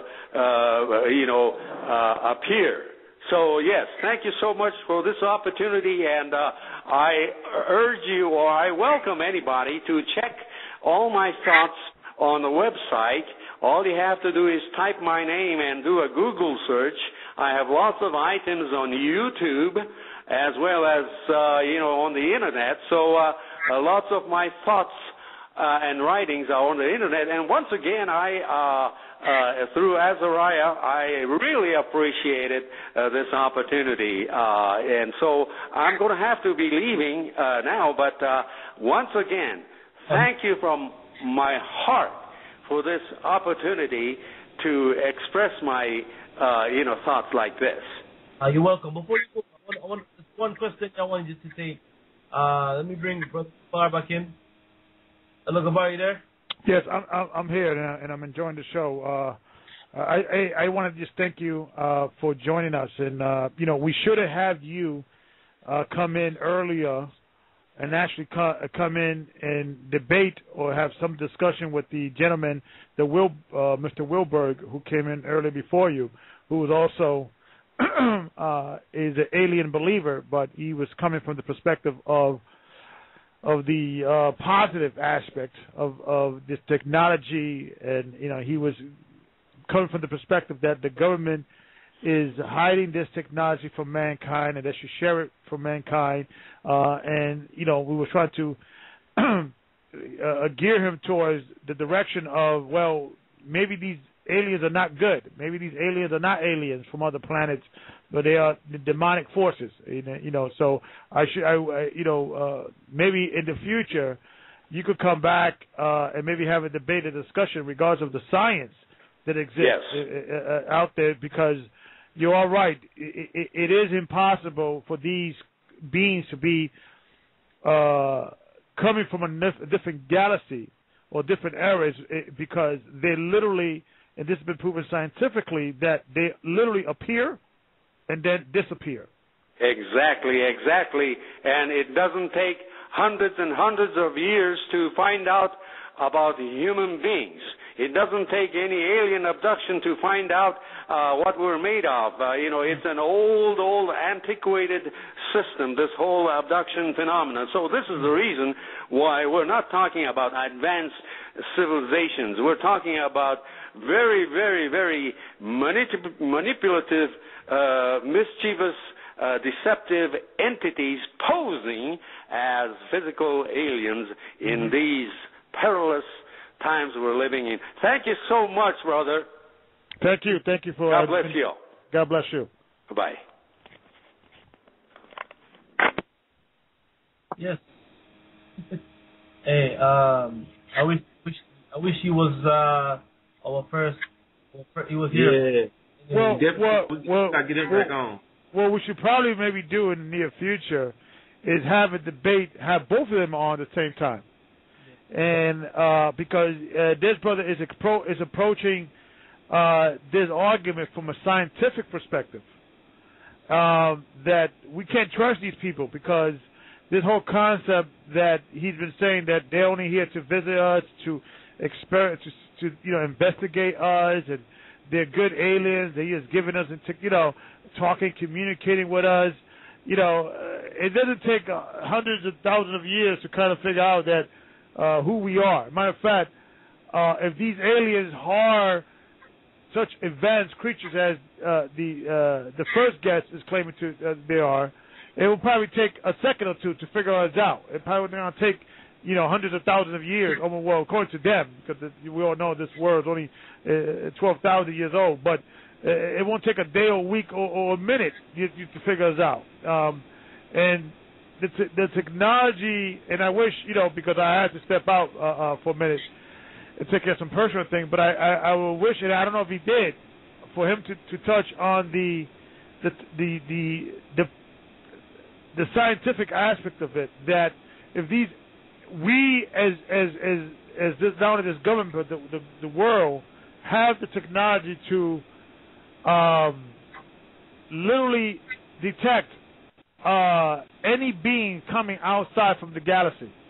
That's the reason why we'll be able to detect if there's a giant meteor or a giant rock about to hit the planet. We could detect that. They're saying, so if these aliens are coming from another planet, we'll be able to detect that immediately. But what they've been be able to gather so far, that they detect these aliens or these beings coming into atmosphere and then disappearing. And the argument, and because one argument there, and I wish I would have been here earlier, because I'm pretty sure the guest would have piggybacked. The argument they say, well, maybe they could travel light speed. But the argument is that if these aliens are traveling light speed, by them even tipping a small meteor or a small rock, the speed will literally destroy them. For them to dodge out, space debris in that speed is literally literally scientifically impossible. So the only logical explanation is they're coming from a different dimension. Exactly. Yeah. And like you said, because they, and here's a question. Okay, you see, when they appear, people see them, then all of a sudden they disappear. Where do they go? Because, like you said, they have radar to track them. So if they were shooting from the Earth's atmosphere to outer space, whatever speed, they would show up on some type of radar. There would be something, but there's nothing. They appear and they disappear. Like I said, the physical, the science actually proves. If you just take the evidence that's there, it actually proves that these things cannot be physical. They can't physical because they don't operate by physical laws. So it's either, and I think it may be a combination of things. Like he was going to some of the technology. They have technology to project images in the sky. So I think some of them may be that, projected images. But I would like to have them come back on and kind of go into this whole end game and the role that these aliens or these so-called aliens are going to play in this. What a lot of people are calling now the Great Deception, because I have some theories on it, how they're gonna manipulate this situation, and a lot of people think, because it may be a thing where they pop up and say, well, yeah, we actually see the earth and we're actually your forefathers, and the God you were praying to was actually us. It may be a situation like that. A lot of people buy into that. Or I think it could be a situation where they're using these to scare people or to put people in a state of mind against something coming out of the sky. Because we know Christ is coming back out of the sky. So when you see Christ crack the sky, you have all the world's armies in one place, and they stop fighting amongst each other and say, we got to protect the earth from this alien invasion. When with the people that's being deceived, and in actuality, the world's army are done fighting against Christ. So I would like to see, based on his research and understanding he has, what's his perspective on that particular thing. We're most definitely gonna have to bring him back on again. You understand me? And I have to definitely go bring back the other photographer, stroke UFO researcher, and let's put them in there and hear what it comes off. You understand me?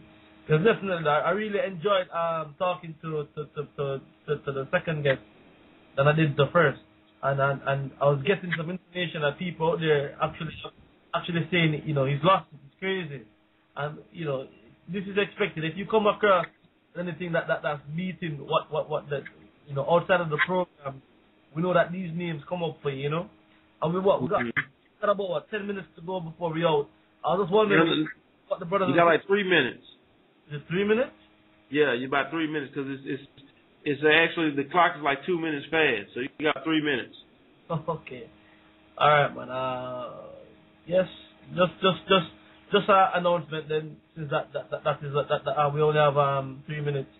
Don't forget to catch What Scripture Is That tomorrow at 5:30 p.m. Eastern Standard Time. 5 o'clock. 5 o'clock Eastern Standard Time, and 5 o'clock. Sorry, yes. And the following day we have Ramar's Getting Out of Babylon show. That is at 5 o'clock as well. 5 o'clock as well, and I think Brother Xavier is back on now on the Tuesday. And Xavier comes on Sundays at 10 p.m. Eastern, 9 p.m. Standard, and 7 p.m. Pacific. Okay.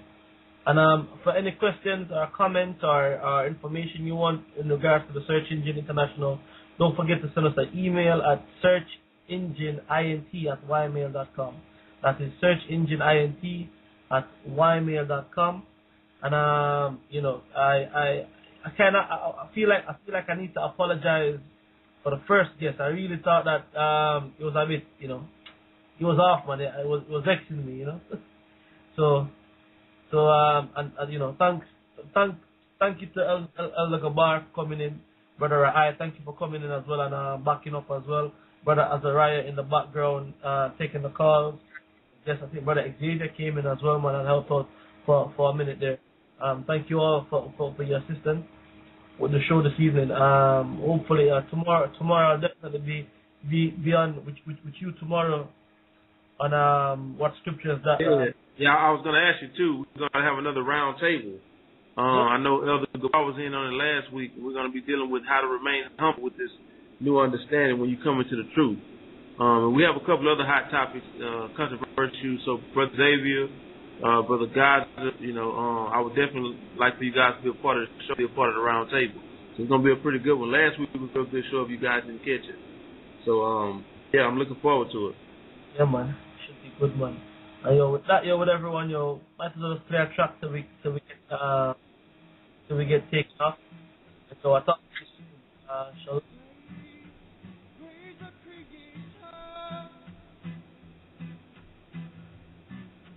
By the sun you shine, praise the Creator. By the sun you shine, many people want to tell his story from a watered down perception of their own philosophy. But did you know that the Jews were slaves? Oh yes, the Jews were slaves, brought into a land that is not of our own, waiting for redemption of a higher